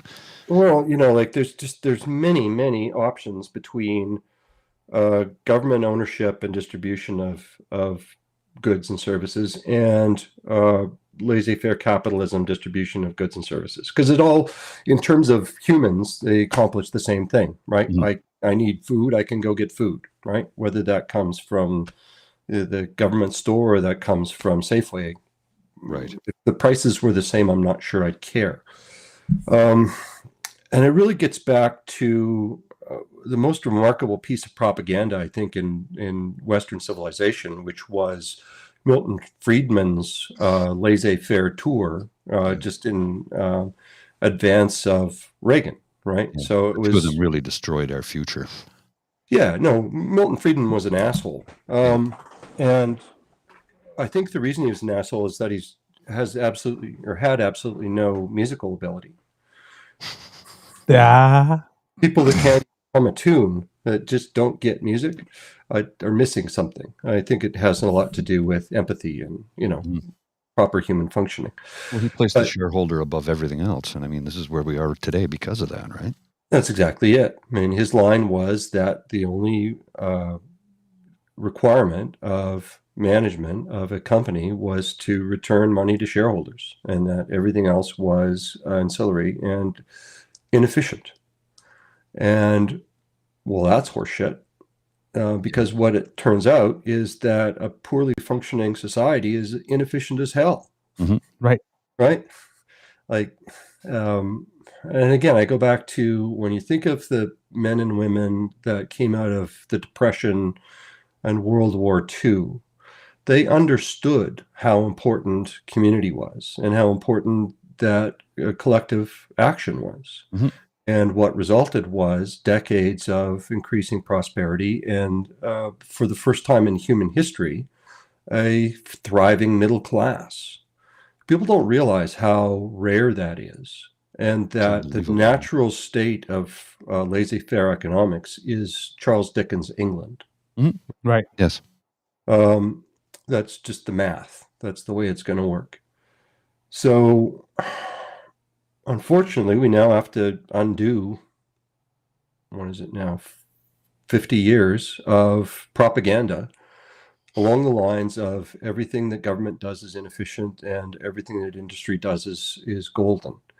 And it's just not the case. And in every successful economy, including the United States, it's some mix of government and private interests that give you innovations that, reduce costs for things, that improve living standards and, raise wages.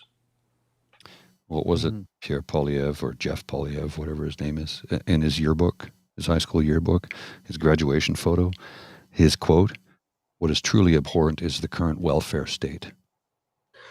Yeah. We're conservatives. We don't believe in big projects like that. The problem with it is that it's very easy to get people to think that they are uniquely virtuous. Yeah. It's very difficult to make people think that, hey, maybe I am being a selfish shit. Yeah. It's like and have them feel good about it. Like my Aunt Carol said, crazy people never stop to wonder, wait a minute, am I crazy here or? Yeah. I mean, some people just don't have the wiring for it. True. Some people are trained out of it. All right. We're getting close to the end of our time, but I was wondering, was there anything that you proactively would like to talk about or bring up, or a message that you would like to leave our kids with, something that they should know that we haven't touched on yet? Well, I mean, our biggest concern out here right now, and I think you guys share it, is watching the slow collapse of our healthcare system. Yeah. And it's really disturbing. That's frightening. It's really troublesome. It scares the hell out of me. It does, because if Alberta falls, who's next, right? There's the perfect example of public good, right? And this one sort of strikes home to me because my grandfather, on this small town farm north of, at that time, New Hope, Saskatchewan, in the house that was built in 1902 by a young man named Mr. Poole, who went on to do fairly well for himself. He organized the farmers around our little town to each chip in $5, which in 1902 was like I don't know, 1,000. A lot of money. A lot of money. And what they did was to hire a physician from England and bring him over as a community. Now, that was sort of the start of my, prairie pragmatism, and where we have a problem, we can solve it together, right? And of course, what ended up happening out of that Saskatchewan experiment was Medicare, right? And it was a tremendous advantage for us as a country because it gets into issues of risk and insurance, right? It comes down to that the best way to give people quality health care is, in the main, a centralized system, right? And communism. The means of production are owned by workers. And that's socialism, communism is when the means of production are owned. Socialism is just when we all get together, right? So if we own the hospitals as a province, right, and staff it up, it's communism. Let's call it what it is. But it works. It works for that. And the reason is simple, is that life and death and health are terrible candidates for market allocation mechanisms, right? When you're on your deathbed is the easiest time to get you for another couple of grand. Right? I'm here. Right. And so that's what you see in the US. That's why they have such expensive healthcare with such terrible outcomes, is that they've let that take its natural course.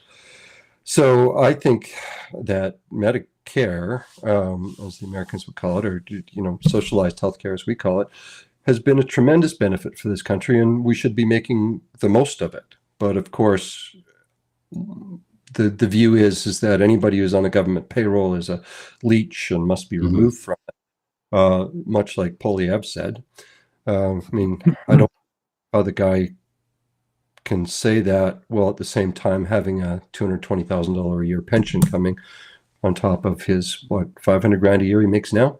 A 2-decade career on the government payroll. Being on the government payroll is terrible. It makes you an awful person. Yeah. So getting back to what do we need overall? We need some people that look at the common good, the public good, as being something that we value, and maybe putting a number on it, and maybe telling people that in terms of what you're receiving, you're getting, $30,000 worth of services for your $28,000, right? It is possible to be grown-ups about the very complicated world of economics and society and politics. But you have to use more than 3-word phrases to get there. Noun the verb. Verb the noun, sorry.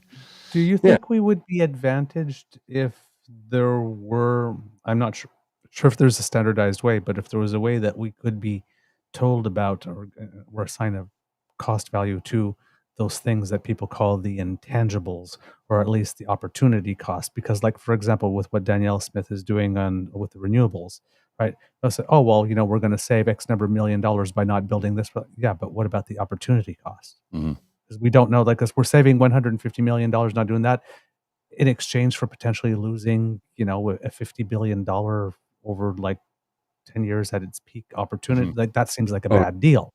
It's even worse than that. Wind power is the cheapest power we have by almost an order of magnitude. So yeah, no, it was a terrible, terrible, rotten, dumb decision made by stupid people for ridiculous reasons. Is that something we should start asking then? Is that something we should start asking? Like, what's the opportunity cost of this, of not doing this, or what's the, but what about the what intangibles? Are your alternatives? That's the reasonable question to ask is, what are the alternatives? What are the benefits? What are the costs? And if you really want to get into it, you do the full MBA and you go, what are the strengths? What are the weaknesses? Right. Who asked that question? Opposition leader, the opposition MPs? Like, who asked that question, and why isn't it being asked? It used to be the journalists, right? It used they to don't be anymore. They don't ask questions anymore. They just don't. No. Well, and the reason I think is you hit on earlier that all the newspapers are owned by the same rich.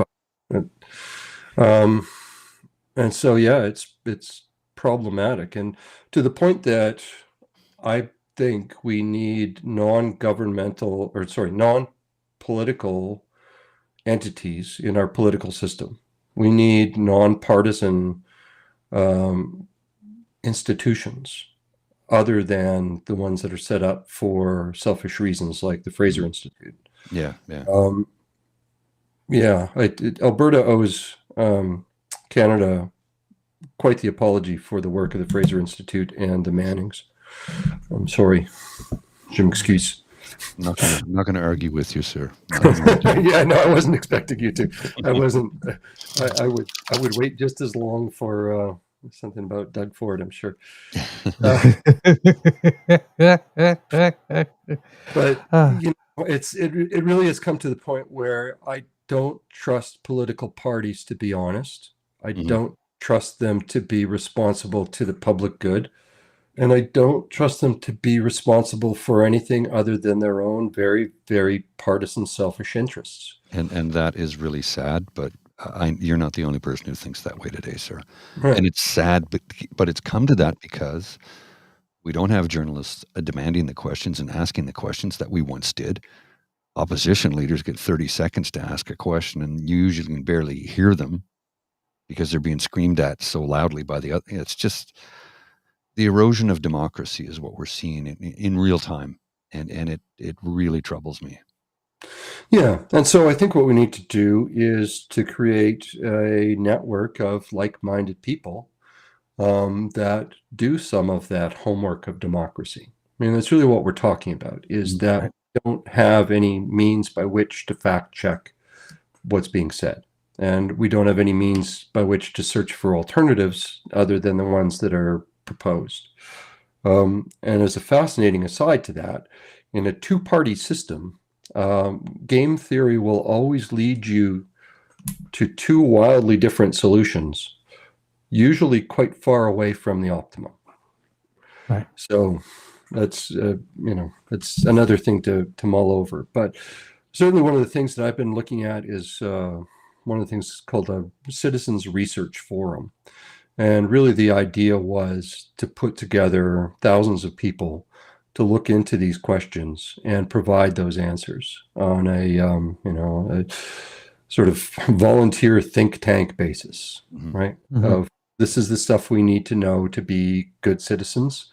And so let's go find it out. It's not that difficult. And most people have done more difficult things for work than they would have to do to be a member of parliament. That's the scary part. True that. A lot of heavy lifting. Yes. It seems that we're a little far from Verum in Imperio. So I just have to ask, why wouldn't you go up? Why would you think you got to go under? Yeah. You got 18 lanes of 401. Why would you think you could go under when you could just, build another one on top? Which they've done around the world anyway, right? Sorry, I know. I know. Yeah. The simple solution is just to eliminate the tolls for trucks and let them take the 407, a highway that's already there. It's already there. It's traffic is always going to be bad in Toronto. Period. Toronto's an hour from Toronto. Yes, it is such a lovely city ruined by traffic and politics. Yeah. Mr. Grizzly, do we have a enjoy whenever I get to come and visit. We'll pay that extra. I'm overdue for a trip to the Big Smoke. I got to get down and see some folks and spend a weekend sometime soon. But yes, I think we can put a button or a bow. We'll put a bow on this. We'll put a bow on this. Who was it who always wore the bow tie? Not Tucker Carlson, but was it Ed? Ben Stein. Ben Stein. Didn't he wear a bow tie at one time? Yes. Remember win Ben Stein's money? He was an economist. Yes. Yeah. Bow tie. Ben Stein bow tie on it. Dave. One thing I'm going to do. I couldn't find my hat time to put it on for you. I figured that'd probably be the most That's Alberta thing I could do, but in fact, just cutting you off and letting you freeze in the dark would probably be. hats are something else you have in common. Mhm. Mr. Grizzly is definitely not adverse to a jauntily posed chapeau. I have Oh, you know, multiple hats, sir. yeah, no, you got to wear them. Well, especially when you have this haircut, right? You got to. If Otherwise, you've never had skin flaking off your head from a sunburn, then Yeah, you don't know what it's you like. learn that mistake once, and after that, it's like, nope, hat in the Nope. summer, hat in the winter. You get 2 weeks in the spring and maybe 2 weeks in the autumn where you don't need it, and that's about it. Dave, It's back, Jack. thank you so much for coming on our show, and thank you so much for reaching out, because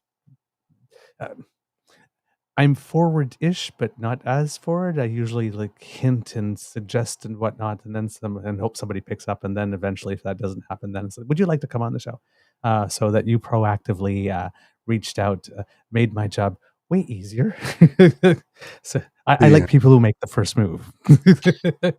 I've rarely been accused of being subtle. That's okay. That's okay. I'm fine with that. That's okay. We need a few. It's time for people it's time for people of good character to step up. Yeah. Well, Either run for politics, get involved in politics, question politics. This isn't rocket surgery. There's places you can sort out what's shit and what's shinola. Mhm. And there's a number of us in Alberta who are working very hard to get messages out for Alberta's particular issues. But Ontario's and Canada's issues need something similar. And, I do appreciate and applaud you guys taking the time out of your lives, which is really what you're doing, to volunteer to be, the sort of journalism, the sort of information sharing. Thank you. We're not journalists. We don't. No, I recognize the difference. I recognize the difference. I have, 3 friends who are foreign war correspondents. I used to spend my Thursday afternoons at Beer Church, which was a gathering of reporters and press secretaries from the government.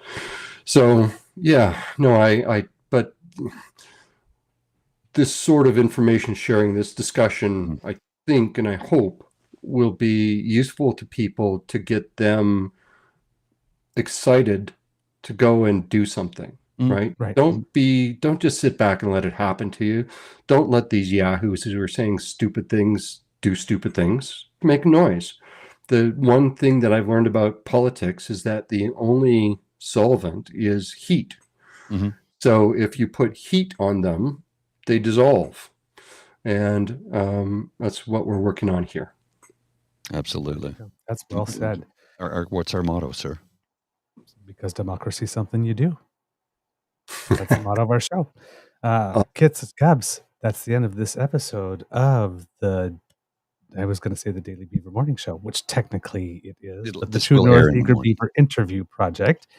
We hope that you enjoyed listening to us, because we really enjoyed making this. This was a lot of fun. We hope that you will come back, please. Oh, yes. Okay. At your convenience. Thank you so much. Awesome. You're great. This was a lot of fun. No, because a lot of these are complicated concepts. And you have this skill that's called popularization, that you're able to take something that's very complex and explain it, to people that are not in that field. And it's a very hard thing to do. That was my specialization when I was in communications, and it's a very prized and valued skill, and it is hard to do. It's something that we need to do more. I call it we're in the art of numbers, economists, accountants, and financial guys. We have these arcane concepts that are meaningless to most people unless you explain them. And so that's one thing I hope to do this year, is to get out a little, 100-page book on understanding the art of numerology as it affects our ordinary lives. So people can understand that thing between, why is the GDP up, but, my bank account's empty, right? Right. A lot of things that get glossed over in simple numbers that people need to understand so they can know how to vote. Well, and You know, what you say is interesting because that's just what the Prime Minister said on Stephen Colbert's show the other night. Yes, the economy is doing good. Yes, the GDP is good. But the average Canadian is feeling it when they go to put gas in their car, they go to buy groceries, or they have to rent a new place. They're feeling it. And wages have been stagnant. So we need to work together. I was like, holy shit.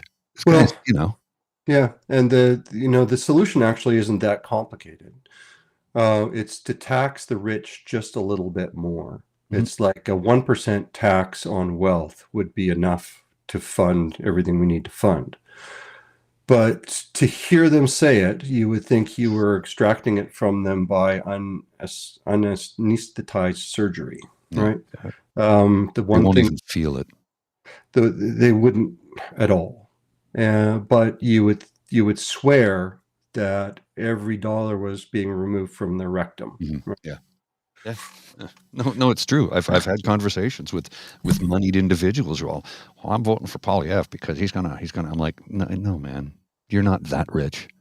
You've got money, but you're not rich enough that you're going to be benefit from what he does. You're going to feel the pinch. You know why? Because when he cuts social programs, it's going to cost us more in the long run. Yeah. And a true progressive conservative knows this. Remember, kids and cubs, if your current net worth is below $25 million, you probably have nothing to worry about. Yeah. And Just we should saying. be friends. And we should be friends. Exactly. Exactly. Yes, working together, rowing in the same direction as the rest of the team. That's Thank you right. very much. Yes. Thank you. So remember, kids and cubs, sharing is caring. Word of mouth is priceless. So please tell your peeps and poops all about us. And if you would like to make sure that you do not miss an episode, well, you don't have to, thanks to the Ray Girl, because she sponsors our pod page. If you're listening, podpage.com/The True North Eager Beaver, lowercase letters with a hyphen between each one of those words. And when you go there and click subscribe, when we have something fresh off the bandwidth, it comes directly to you. You don't even have to go looking for it. And trust me, this is going to be one episode you're really, really, really happy came to you. News you can use here. All right. If you'd like to support us. Real pleasure. Thank you. It's been an absolute pleasure, sir. If you'd like to support us in other ways, Kits and Cubs, you can make like Kit Elaine and surf on down to the True North Eager Beaver YouTube page where we have buttons like, share, subscribe. Please click them. It makes us happy and you earn our undying gratitude. And if you'd like to help us in another way, the QR code by Mr. Grizzly's Head brings you to our coffee page. So if you enjoyed this interview, you like what we do, thank you so much. See, he knows it. We're going to have to give him royalties now. If you don't lick them, you won't lick them. Exactly. So if you like our product and you'd like to encourage us to do more, then you will find our tip jar there. Coffee, ko-fi.com/eagerbeaver, lowercase letters, all in one word. And if you donate, remember, tipping is super, super sexy. All right. Because democracy is something that you do. I cannot say it any better than our guest has said it. So I will let that stand. Just do something. Get involved. Do something. Find a question that you wanted the answer to. Research it yourself. Bounce some ideas off some friends. Talk about it.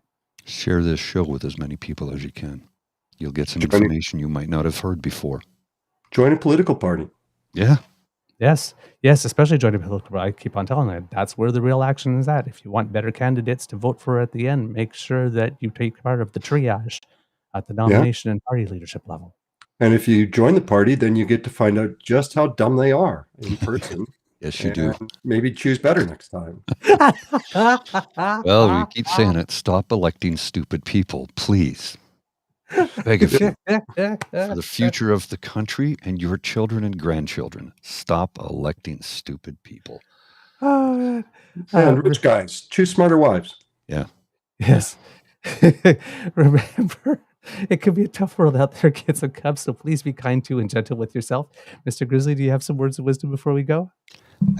I don't know if I can add to this conversation with anything in addition other than, just please get out there.